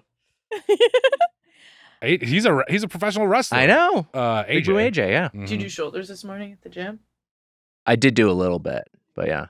Nice. Yeah, whatever. Yeah, now I do Domino's, which we talked about last time I was here, which I still love. Had Domino's recently, got my free pizza. They have a stuffed crust now as well. I never get it. I don't care about that stuff there. Yeah. No bells and whistles. Let's just go classic. Sure. So, go on, please. But I don't have like an emotional tie to Pizza Hut. So I will say my journey with the big chain pizzerias is that Pizza Hut family growing up. in college, Papa John's, as we've talked about and we'll talk about, Papa John's was like really aggressively expanding. They had a lot of coupons, so like just as a value proposition, I ended up eating a lot of Papa John's, and I think also Papa John's quality was just higher back then. So I was really into Papa John's, and then in adulthood, I was just kind of like into Domino's, and Domino's has kind of been my default. It's what Natalie and I get by default. We're getting chain pizza.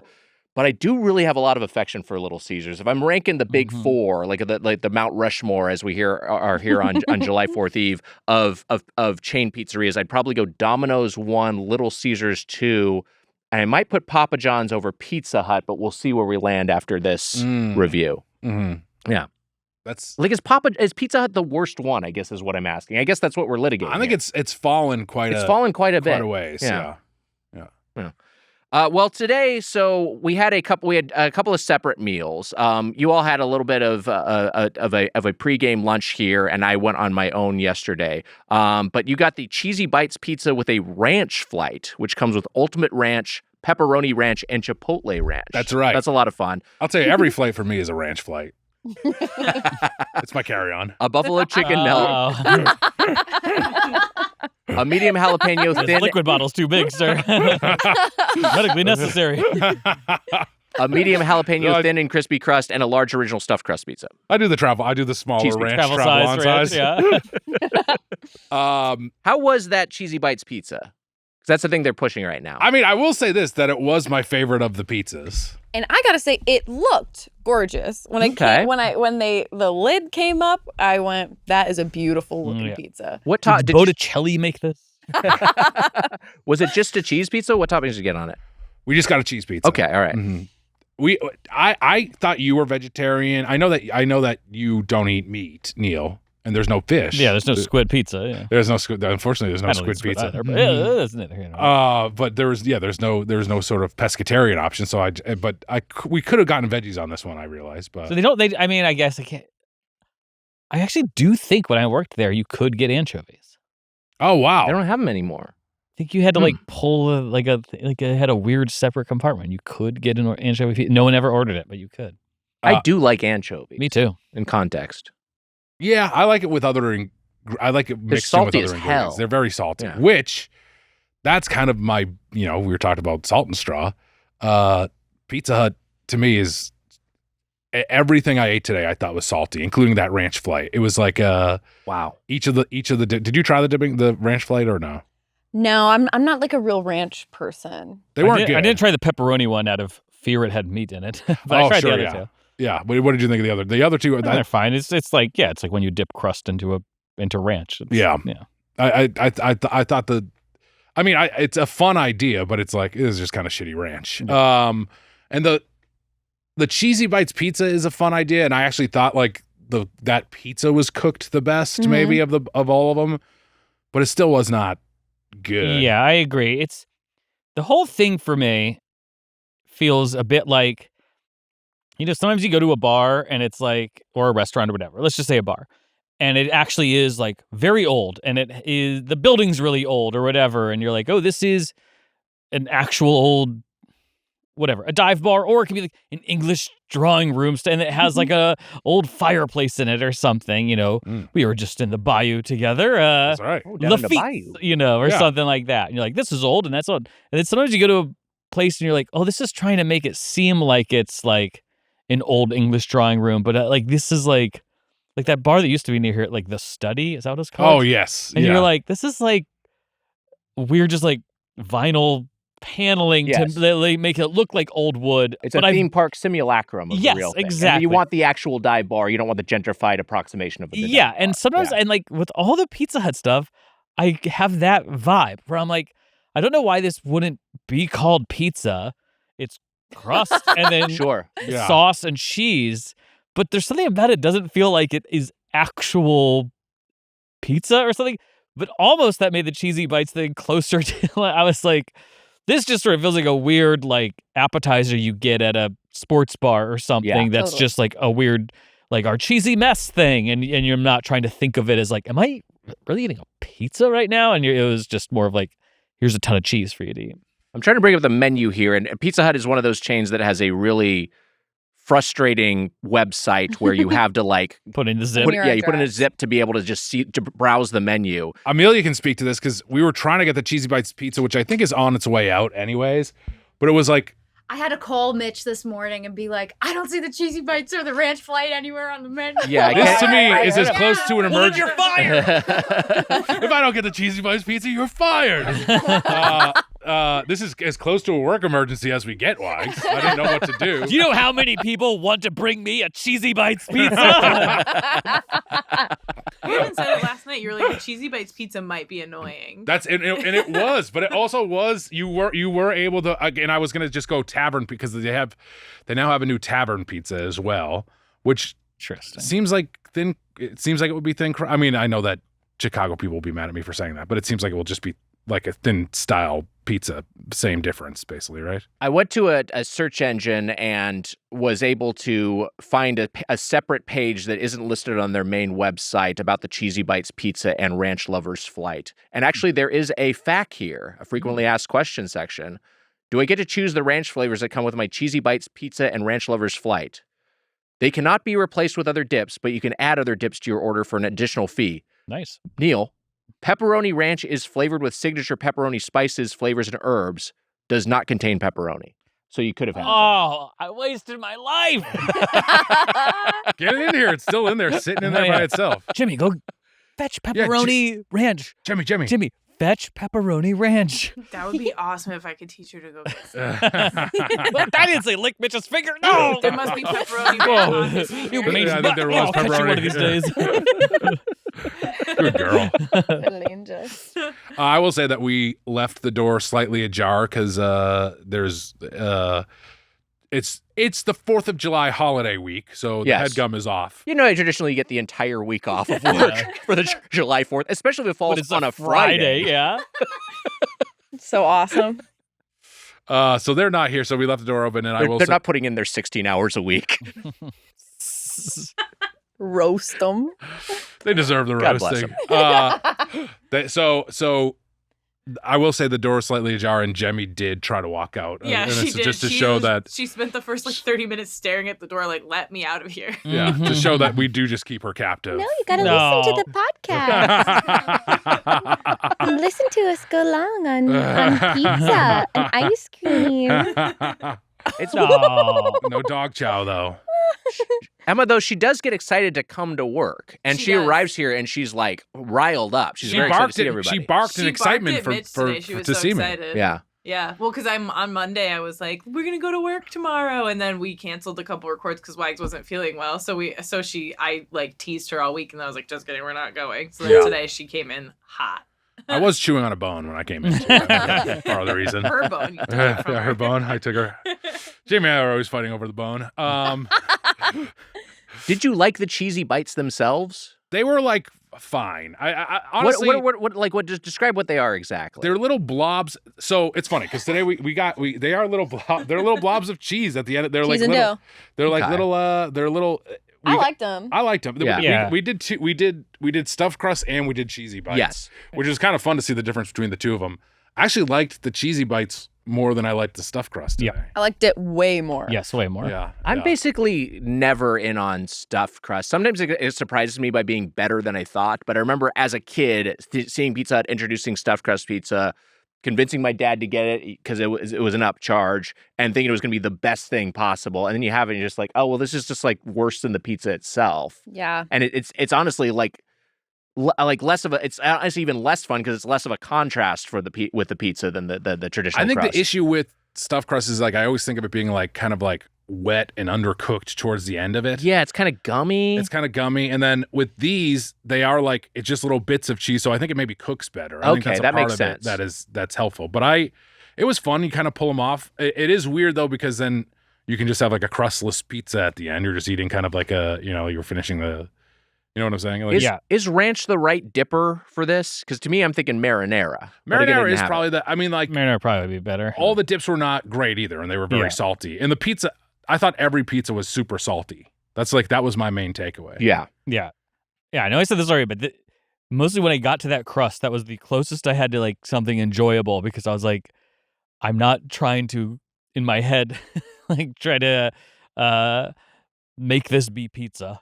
And I was like, yep, here's a cheesy bite. And this is just like an appetizer I'm having somewhere. Yeah. Yeah, I would order like a basket of those at a bar. Okay. Yeah. I feel like it felt like a food that I would eat again. That part of the pizza. It's an endorsement.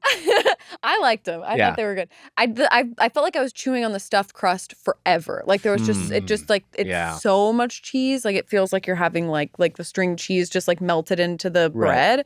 Whereas with the little dippers, I'm happy. They were. It was way. That was more fun. I thought the stuffed crust was a bad outing for the stuffed crust today. I thought it was. You had actually for the other pizzas.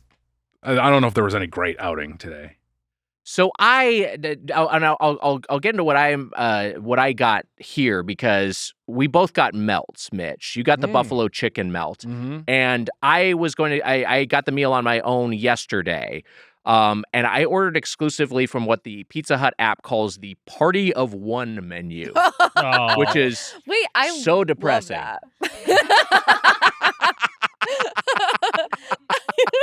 It bummed me out. Sure. Yeah. I think that is gorgeous. It's nice. Rejected by everyone in your video game app, and then you got a fucking video game app. They're going, wish you would step back from that bridge, my friend. Well, because I hate the feeling of like I want a pizza so bad, but I'm home alone. I'm like, oh my, like I'm eating this for like the next 3 days. Like Party of One seems. Well, so here's what they offer. I just home alone in that you're just home alone, or like your family has left you accidentally. Home alone, like my family's gone. I'm freezing cold. It's Christmas. Two guys trying to break in. Yeah. We have a neighbor that's kind of weird. Yeah, kind of weird guy. This is something with the lady. Ended up being okay. You've seen the Home Alone house, haven't you? You've gone and seen. Yeah, and like right by Evanston, right where Beck grew up. Wow. Beck grew up near the Home Alone house. Yeah. That's cool. Whoa, exclusive. We got that in the bayou. Oh my god. We should have asked him about it. Why didn't we ask him about it? Should have asked him about it. Should we give him a call? I don't want to bother him. He'd love it. Hey, have you seen this? Probably watching Superman or something, I'm sure. So they have the Party of One menu. I ordered, I was just like, let's see what this is like if you're trying to go to Pizza Hut as a single diner.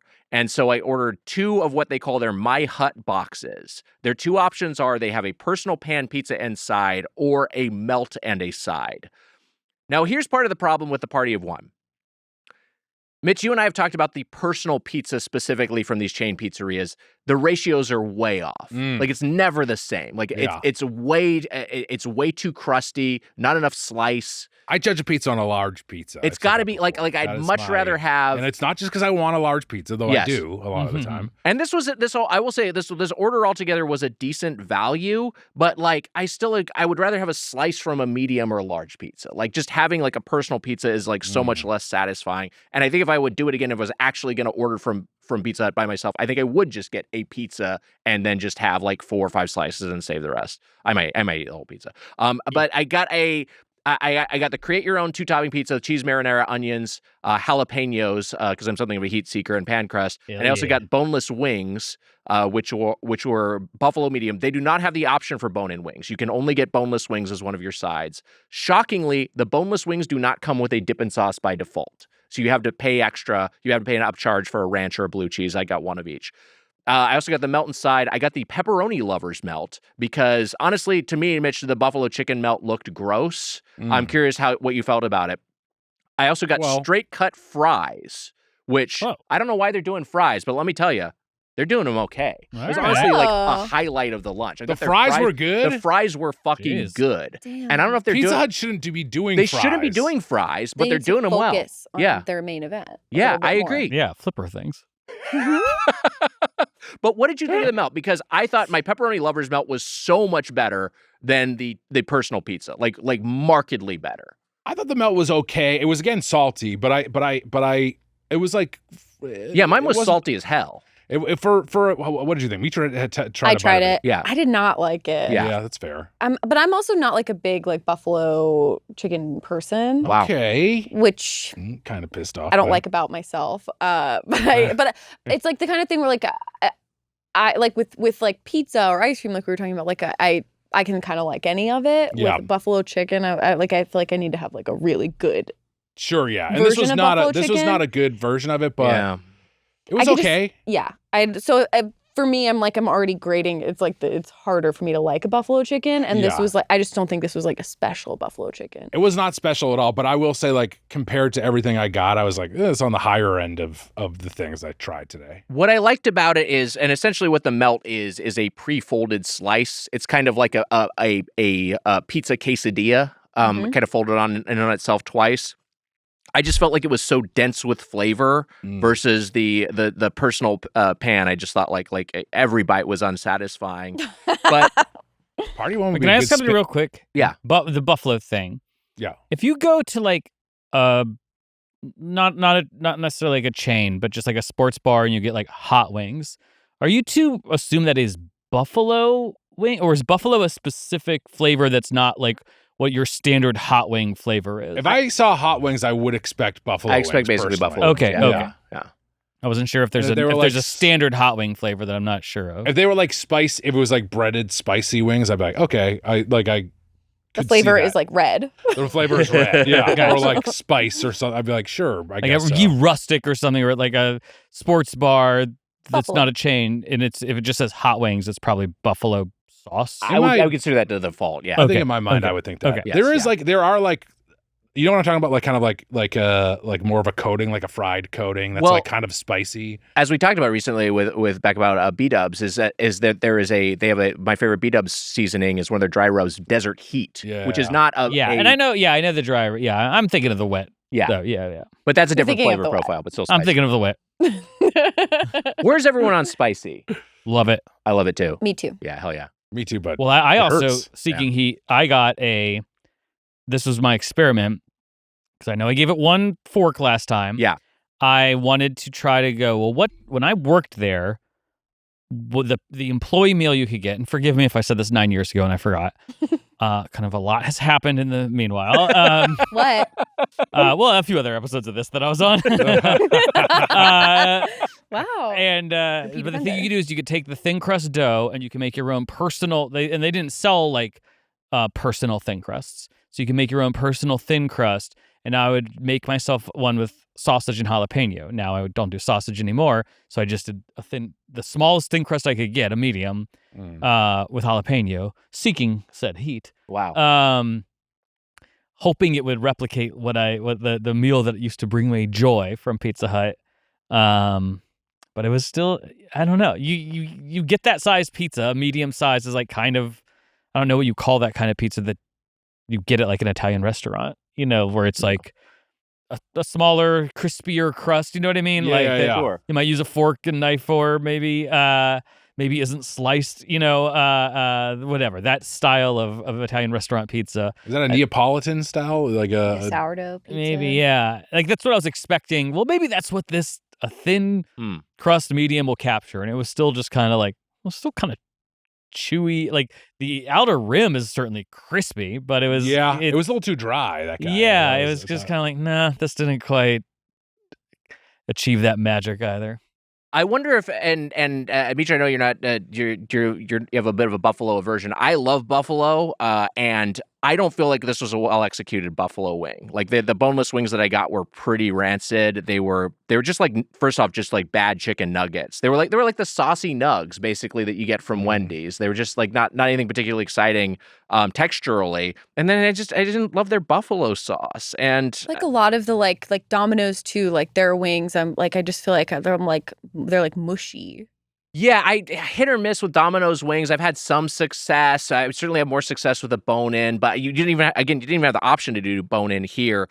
I've never loved Pizza Hut wings, and they branded their wings separately as Wing Street. Like this is their Wing Street label wings, and I don't even know if they even had them when you were working there. Yes, I think they did. Okay. I think they did. You cook them the same way. You put them on like the conveyor belt that goes through like they were frozen or something. That must be how they're making the fries. They must be making them in the oven because they don't have a deep fryer there. Yeah, probably not. Wow. Yeah, it's Like, a came out conveyor great. belt now, but it's Pizza Huts used to have ovens back in. There a lot of the places had Yeah. ovens. Well, we were conveyor. Were you a conveyor belts? Mm-hmm. Damn, that's kind of early even for that. I once fell into it. And What did you get turned into some sort of pizza? Yeah. Yeah, exactly. What happened? Never mind. Well, don't say it. What? No. It's gonna be a Pizza the Hut joke? No, it's not gonna be. No, I would never make a Pizza the Hut joke. I would never make fun of Pizza the Hut.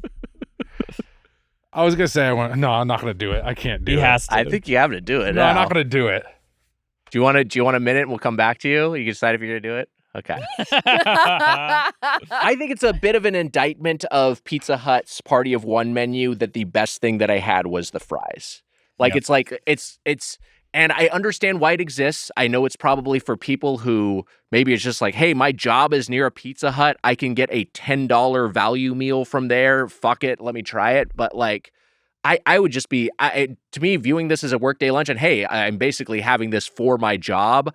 I found it pretty unsatisfying. And You know what? I was really I went to disappointed. Pizza Hut with Neb Campbell on season 1 of Twisted Metal. Wait, is this a thing? Yeah. This is the thing you were going to do? No. It's Okay, not a okay. thing. I went This is a separate thing. to Pizza Hut with Neb Campbell on the first season of Twisted Metal. She ordered 5 Party of Ones. So collectively a party of 5. So that wasn't the thing? There's another one Oh, that you're boy. more embarrassed of. Okay. Wait, can I guess my theory on the Party of One menu? Uh-huh. Having never heard of it until 5 minutes ago. Yeah.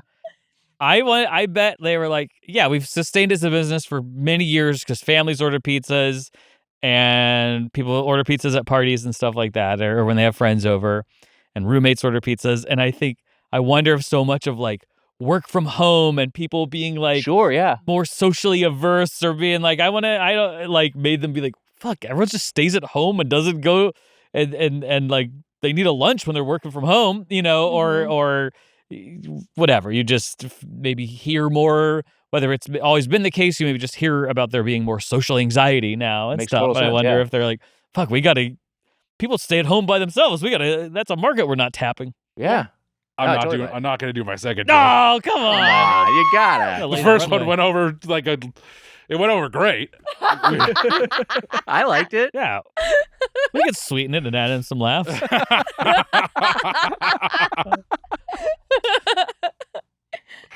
See, well, I promise we'll laugh. No. I'm not. It doing was it related. anymore. We were talking about conveyor belt ovens. Is Yeah, that I what- know. Yeah, I'm then not he doing it said anymore. I turned into a pizza. I'm not gonna. I've already bombed enough on this episode. I'm not doing it anymore. You're doing great. No, I'm not. I'm not doing great. You are doing great. No. Come on. Come on. Do it. Shut up, everyone. Okay, I'm really least expecting it, but you have to do it. All right, sometime I'll do it at some point. Okay. Did you get it? Did y'all get any dipping sauces beyond the ranch flight?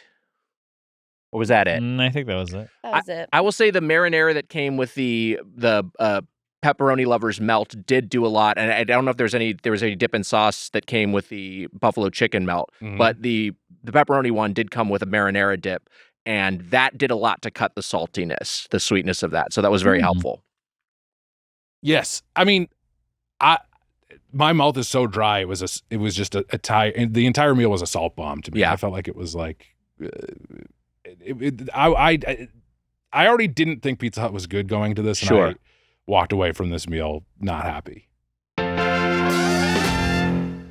Hey, buddy, when I'm browsing the internet, I like to browse it safe and private because I'm up to some stuff. Well, NordVPN gives you safe and private access to the internet. What is a VPN? VPN stands for Virtual Private Network. How about that, Mitch? Wow, I didn't know that. How does a VPN work, Wags? Do you know?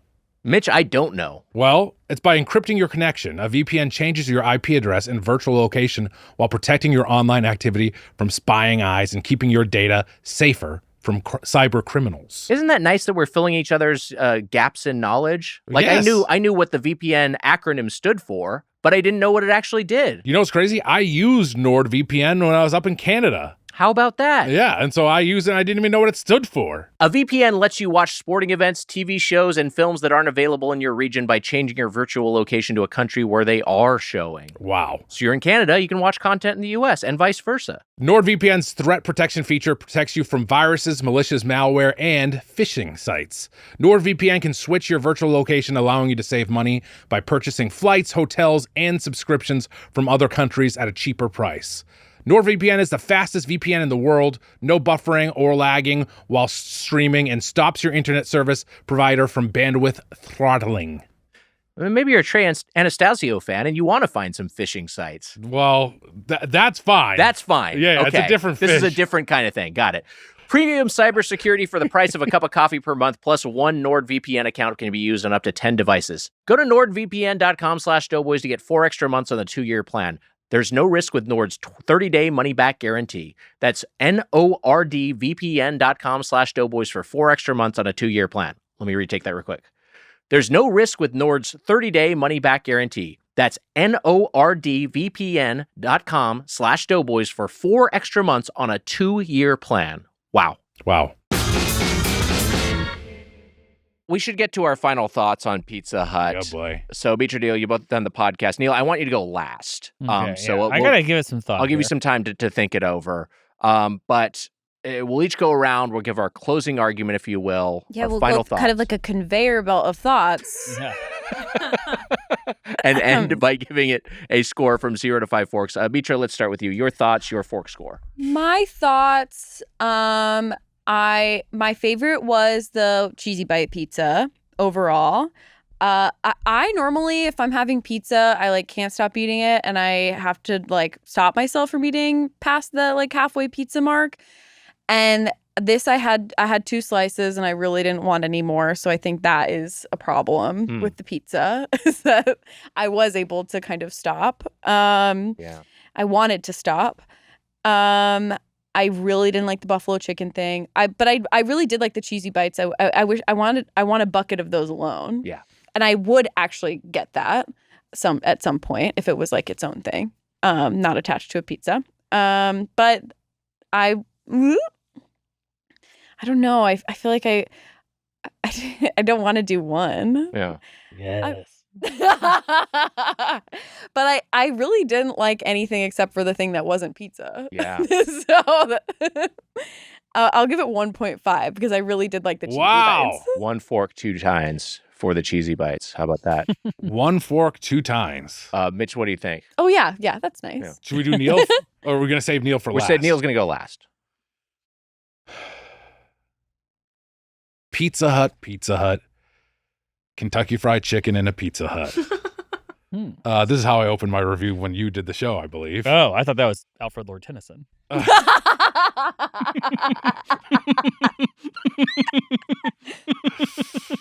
McDonald's, Kentucky Fried Chicken, and Pizza Hut.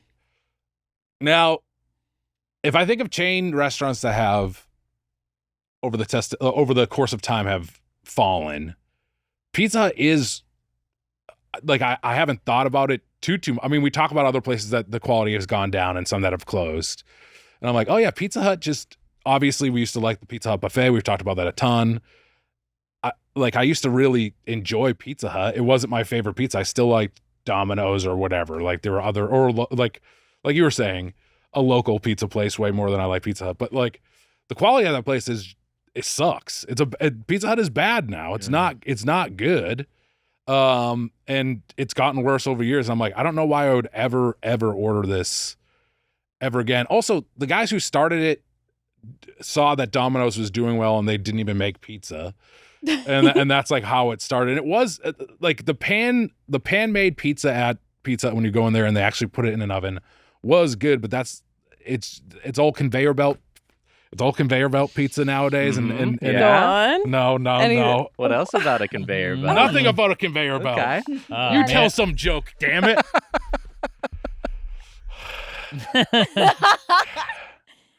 But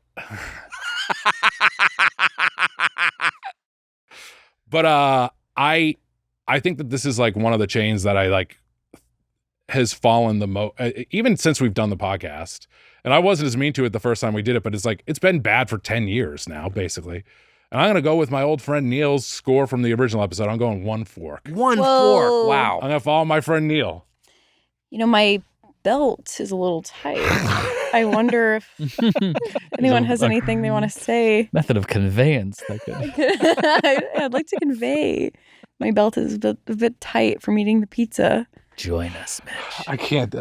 Give me time. Pissing me off. I'll give my thoughts now. I am rooting for Pizza Hut.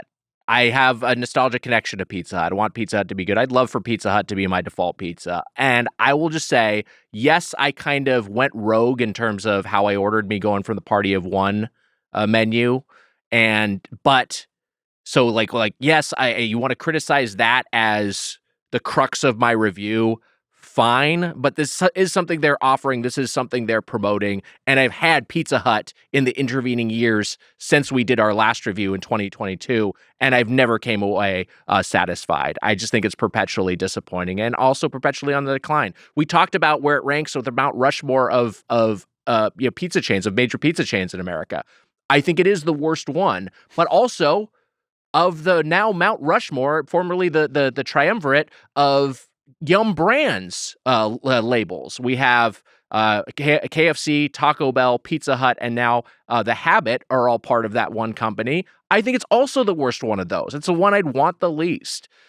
I was pretty disappointed by my meal overall. Like I said, the things I liked, and this is echoing Mitra, which I think was a really nice way to put it, and a really, honestly, a despairing way to put it, which is the best stuff was not pizza. The best stuff was the fries, number one, and then the pepperoni lovers melt, number two.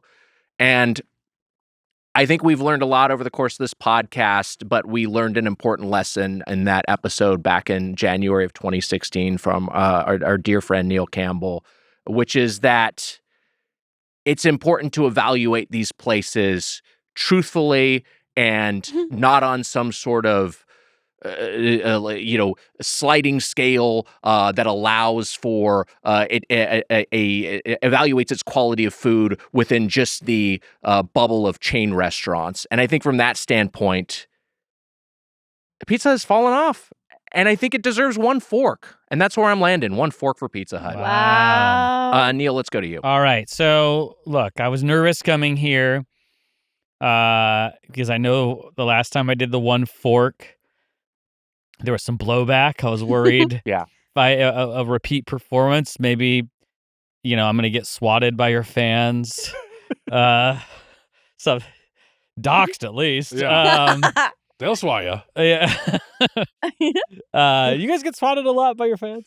Yeah, but it's it's nice. It's Millhouse and stuff. Millhouse shows up. But so I tried to go into this going like, I don't want to just be Mr. Grump and Mr. Negative. Let me give it. I tried to order the closest facsimile I could to the meal I used to make myself there and enjoy. I was down to try all the other things we got. And really, I mean, I'm going to echo Nick's praise of Mitra's review. Say I am the same way with pizza, where like most of the time I'm like, I shouldn't have more than 2 slices. And I'm like, that's so good. I'm going to have a third or a fourth slice. That's just a pizza place I do order from. Right. And had no problem stopping this. It felt like a chore today to try each slice of each pizza. Yeah. What a bummer. And I'm like, look, the little cheesy bites were the highlight, but I don't know that they did anything to change my mind about it. I think there needed to be a more seismic shift to change my previous score. So I'm going to stick with one fork. Wow. I think that's beautiful. Wow. Broken Plate Club for Pizza Hut.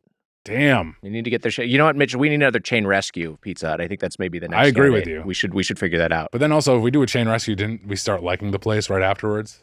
But maybe it'll get better. Yeah.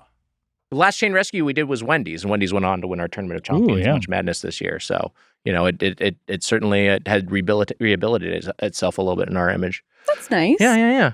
So, well, we got to figure out what's going on with Pizza Hut. It sucks. Yeah, it's bad.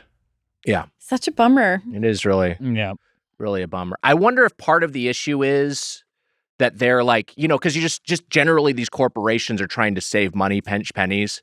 And I wonder if what's happening over there is they're trying to tighten their belts, and then that act is being conveyed to the consumer in an inferior product. I wonder if that's what's happening. I'm not going to do it. If you don't do it, It doesn't even There make will any be sense hell anymore. to pay. It doesn't even make any sense There will be hell to anymore. pay. I want all of the ire that went to Neil in 2016 directed at Mitch if he doesn't give us this thing. It doesn't even make any sense. It doesn't matter. You think that matters? We got to hear it, Mitch. I can't. I've already embarrassed myself too much on this episode. No, you haven't. No, you haven't. Tell Not one of even a us, little. and we'll do it. No, it's not. That would be Type it even in your weirder. phone. I'll read it. No, you can't. You can't. Mitra will do it. Let Mitra do it. Well, I'll like put everything into it. Yeah. No, I can't. All right, maybe. All right, just give me a minute. Okay. Just give me a minute. Well, we have a minute because we have a segment. I've got a food stuff. We're going to decide if you should put it in your mouth. It's Snack or Wack. Amelia Marino is bringing over some of these for each of us. Wow, thank In you. celebration of the movie The Ooh, Fantastic Four, The First Ooh. Steps. Oh my god. They have Warmed new up. Fantastic Four Wow. Pop-Tarts. The Crazy Good Collaborations unleashes a fantastic snacking experience with 4 movie-inspired toaster pastry flavors. The Pop-Tarts and Marvel Studios' The Fantastic Four First Steps collaboration is a celebration of our shared 1960s origins, as documented in the film Unfrosted. There's no better way to welcome everyone's favorite blue-suited superhero family to the MCU than with a triumphant return of our own fantastically blue toaster pastry, Pop-Tarts Frosted Blue Raspberry, back on shelves for the first time since 2019. So this is the flavor that we have here. This is the Pop-Tarts Frosted Blue Raspberry. Amelia toasted these up in the Headgum toaster. Thank you, Amelia. And it has a little decal, which is kind of grafted onto the frosting. I have Herbie here, which is a lot of fun. Oh, you have Herbie. I have Fully the loaded? thing. It's not Herbie fully loaded. It's Kidding. it's the Herbie. Kidding. Oh my God. Fuck. Spill. That's my Is it fault. burning your- for not bringing your up the fault. movie. No, it is. It is Mitra's fault. Sorry. It's not your fault. Mine just says You said the Fantastic logo? Four. Dang. What do you have? Mine has my home address. Human Torch. Oh, That's pretty good. That's good. Where's everyone on Pop-Tarts? I used to love them as a kid, but I don't loved eat them as a anymore. kid and haven't had one in. Yeah. Well, I've probably had one, but I've barely ever had one in 25 years. But loved them as a kid. Yeah, same. I loved the brown sugar cinnamon. Chocolate. I just I was big chocolate guy. Yeah. It's a dessert. I mean, like, it's Yeah. like, and I'm gonna take a bite into this sumbitch. This is nice and toasty. What toaster setting did you use? Bagel. Wow, So smart. does that mean it toasts just one side of it? Yes. I like it.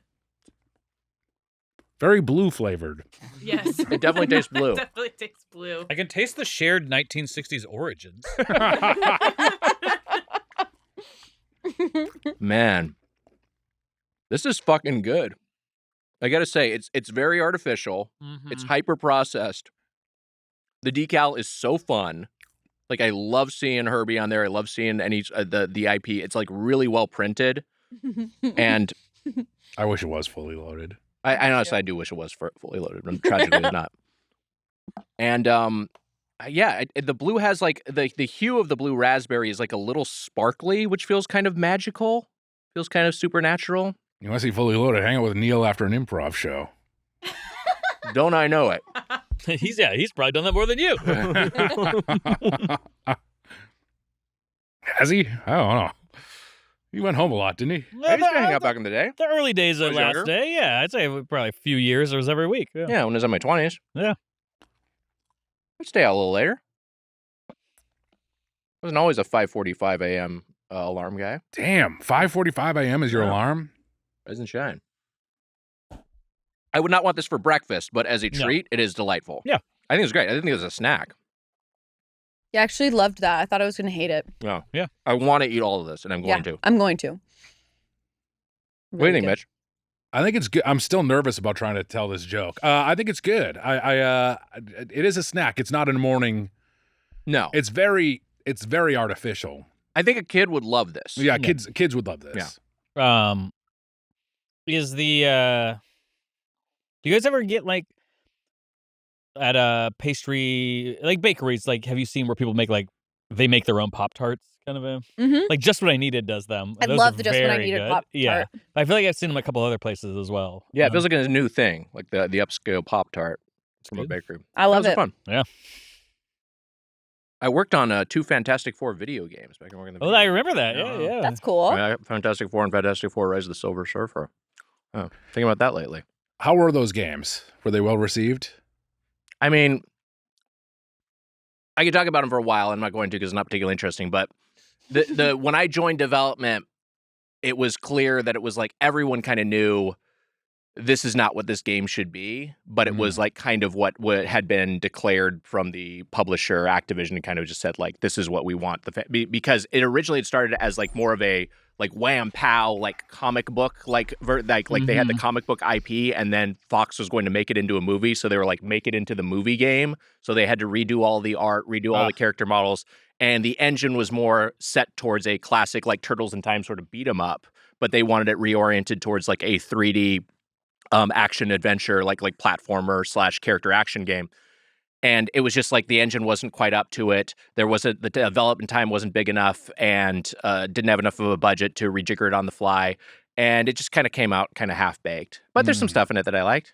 I don't know. Are you looking forward to the new movie? Yeah, why not? Yeah. I'm so burned out on the MCU. I am the same way, and But it's this actually one- the first one in a while. I'm like, I might actually go see that one. It feels like it has an aesthetic and a tone where it kind of is like, okay, I'm kind of into this. There's And I like the something cast. that feels a little funny to me. That like, I feel like a lot of times when you like, I don't know, are doing a reboot of a movie, you're kind of like, hey, how are we upping the game from the last one or something? And there's just something that feels funny to me where it's like, and maybe this is good.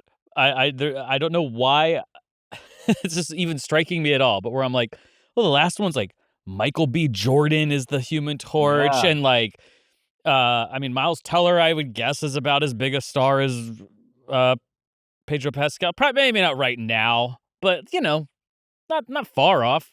They're both at SNL 50.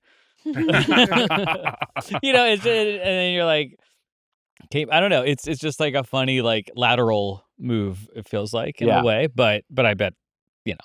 I feel like there's movies. I feel like Fantastic Four maybe just doesn't work. You know what I mean? Like it feels like they've tried to do it. It does feel like they do not like to show him stretching in the. I don't know that I've seen Pedro Pascal being stretchy. In the I haven't seen him stretch at all.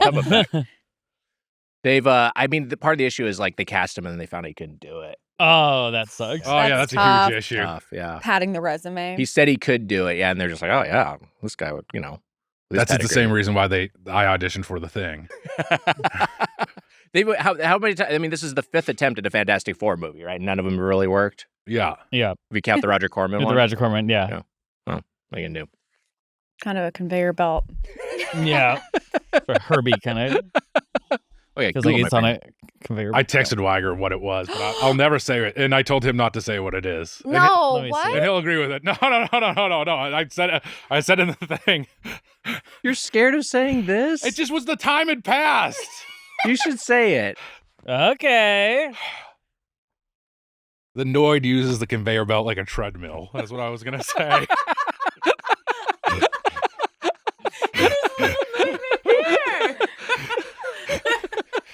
That's what I was gonna say. Go, the time had passed. Go, man. Proof that he said that's exactly right. Exactly it. And he also said, I put at the end, don't tell them though.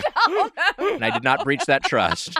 That's how he stays fit. Now, you're talking about the Noid, not the Well, not the guy this is who part of the reason why I was like, it doesn't make any sense. It's Pizza Hut. Right.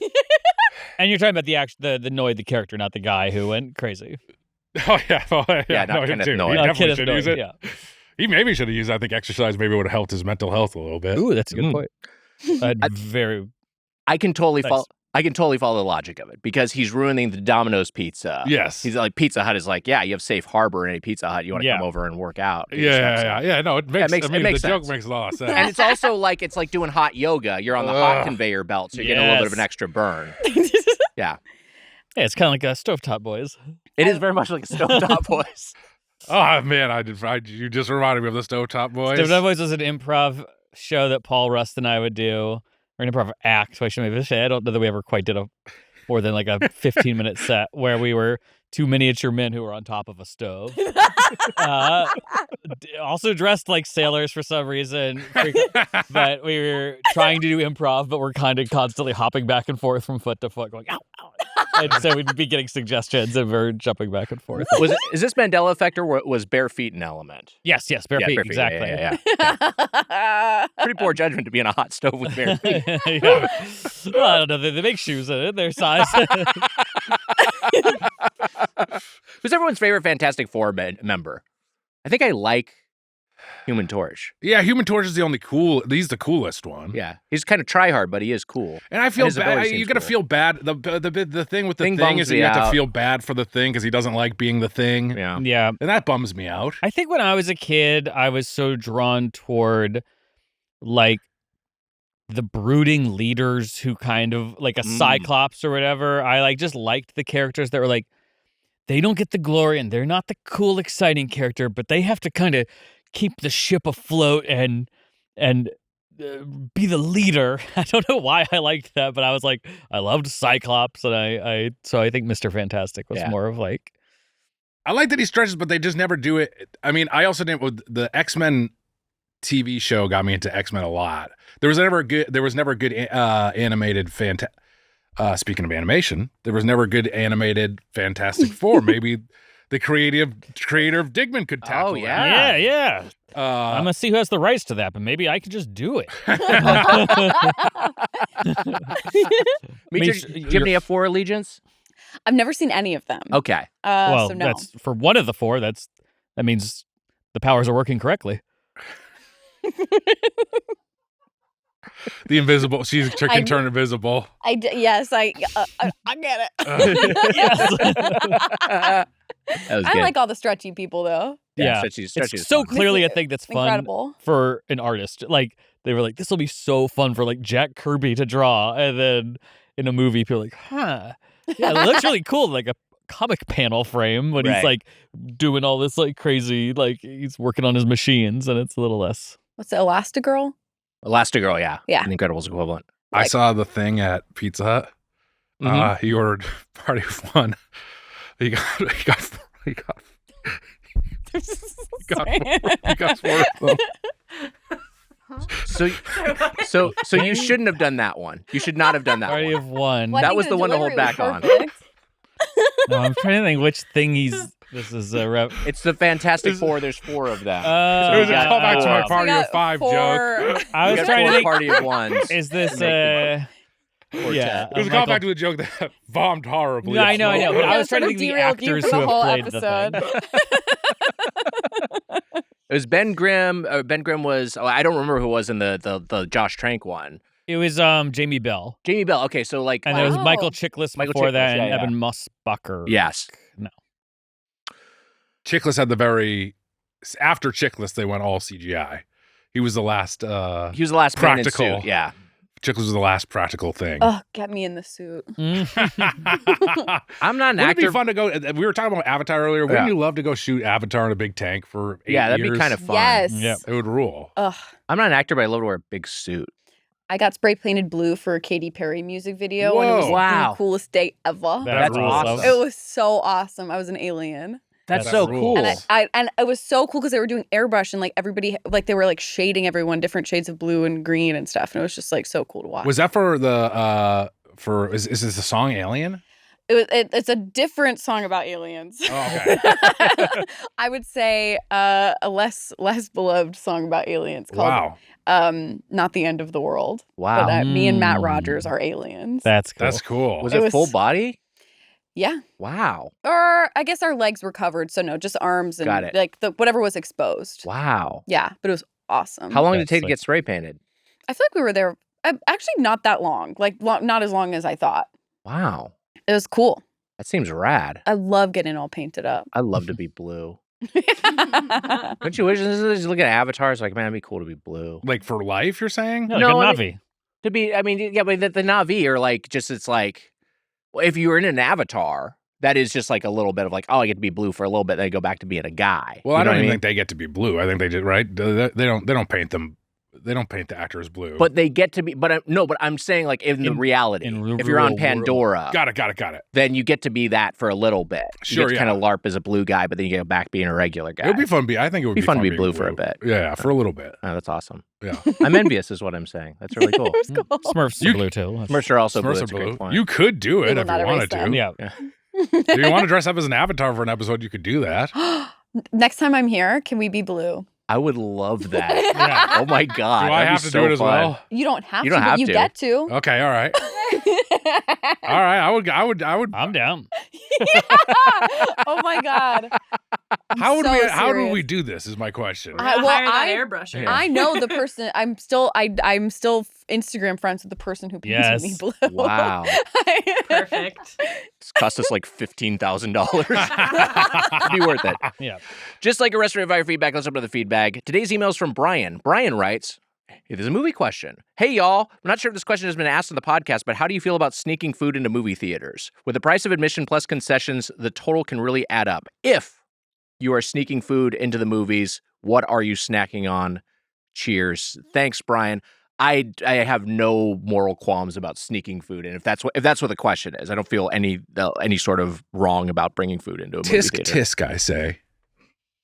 I'm bringing a full meal. Yeah. Oh, wow. I love meal. packing like bags of like all different kinds of food. Wow. But not strong smelling food, but like I like having like a nut, a chocolate bar, a bag of grapes. Like I like having like stuff I can pull out and snack on during the movie. Were you putting it in your handbag? Like, how are you getting it in there? Yeah, I'm putting it in my big tote. Yeah. I love it. Yeah, and then I'm usually still getting a huge Diet Coke. Like I'm still spending money at concessions, but I'm bringing my water bottle. I'm not going to pay for water at the movie theater. I'm usually bringing like 5 different types of food and buying Diet Coke. I'm always bringing like I got my Yeti here. And I will generally have that on hand when I'm seeing a movie these days. But a lot of times I will just buy the big soda. I like getting a big soda. But that's the one thing I will buy. Yeah, I'm with you. If I'm bringing food, and I don't always need food when I'm seeing a movie, but I will just put stuff in my purse. And I've been really into having a banana these days, a banana. And because I can eat, like it's just pure nutrition, and also I can eat it quietly. All you're saying these days. That's the only bad thing when people sneak in a food that doesn't adhere to sort of the movie packaging, like unwritten rules, of like, hey, buddy, I don't care if you sneak food in, but it can't be like, like that's where it stinks. And you can't bring in like fucking Panda Express. It's going to smell. Yeah, like, that's a whole issue. I sometimes will enjoy like a roast goose in the theater. I love hearing people crunch, so I don't mind it. I don't mind it. Is that true? Yeah. I don't mind the bite, like having a popcorn bite. I love hearing someone having a chip. I like that. That's like the opposite of misophonia. I don't know if there's a word for it. I don't like listening to people like go, but I like hearing people crunch. I can get pretty annoyed if I'm hearing someone behind me just like constant. I'm just like, what is happening? What are they looking for here? It's so funny. People do get annoyed when I'm carving my roast goose. I feel like for a few minutes, it's pretty annoying. I mean, I'm pretty boring at the movie theater, so I'm usually just getting popcorn, which I wouldn't sneak in popcorn, but I could see sneaking in, a bag of peanut M&Ms, rather than paying $8 for them there. Bad. And then apologizing when I leave. Of course. I when I saw Brokeback Mountain, I got peanut butter M&Ms, and I snuck them out of the theater because I didn't finish them. I put them in my pocket. Was coming to work today. Didn't wear pants all day yesterday. I wore shorts. I wore shorts. Good day, no pants. I wore shorts all day yesterday, and I did my peanut butter M&Ms were in my pocket. I never. Wow. So did they melt? They didn't melt. No. That's great. So did you crunch? I crunched. I didn't. No, because it was right before I came here. But I will crunch them at some point. But I'm more of a. I'm more of a popcorn guy at the theaters, and I'll always get a popcorn. If I'm really, I like going to the AMC and getting like the chicken tenders or the pretzel dippers. Yeah. I like getting a full meal. I haven't done that at the AMC's, but I'll do the Nighthawks and the Alamos, or was that yeah. I still haven't been to Nighthawk. I gotta go. Those are good. This is for our audience who hasn't heard us discuss it previously. It's a New York exclusive, I think, as of now, basically equivalent to like an Alamo Draft House, a place where you can see a movie and also sit down and have yourself a meal. It's supposed to be a better overall experience than Alamo. I think so. Yeah. I lived closer to a Nighthawk, so I always went there. But I've been there more than Alamo. Yeah. Wow. I was a Nighthawk, and I had a couple of talkers. They were talking the whole. They were talking the whole. And again, they weren't on the screen. And no, they were not Ben Affleck and The Accountant too. There were two people. I went and saw The Accountant too because it was like the only movie I hadn't seen that was at Nighthawk that worked out. And a couple of chatty Cathys behind me. Can I be honest, Mitch? Because we were talking about food, and you said I had a couple of talkers, and I for a second thought it was like a weird Boston way of saying tacos. Me too. Before I cracked what you're actually saying. Tacos in a movie theater, I would get annoyed at that crunch. You know what part of the issue with me, whatever I'm eating in a movie theater, I don't like having like, well, this doesn't make me unique among human beings, but I don't like having gross, sticky hands, like greasy hands. Like I can't stand it to the point where like if I eat something that's sloppy like that, like I eat tacos, like I got to go wash my hands or use some hand sanitizer afterwards. And so I can't imagine just taking like a couple Al Pastor tacos and then just sitting through an entire 2-hour movie. I'd feel greased up and disgusting. Yeah, I agree with that. Do you ever get nachos at the theater? I do get nachos. That doesn't make your hands all yucky? Emma? We'll talk after the podcast. No, you're right. That actually does make me pretty greased up and gross. So yeah, that actually is a thing. I think the little thing is like just by grabbing the non-cheesy parts of the chips, I'm able to like mitigate the amount of oil that I'm getting. I've had nachos at Nighthawk, and they're totally good to eat.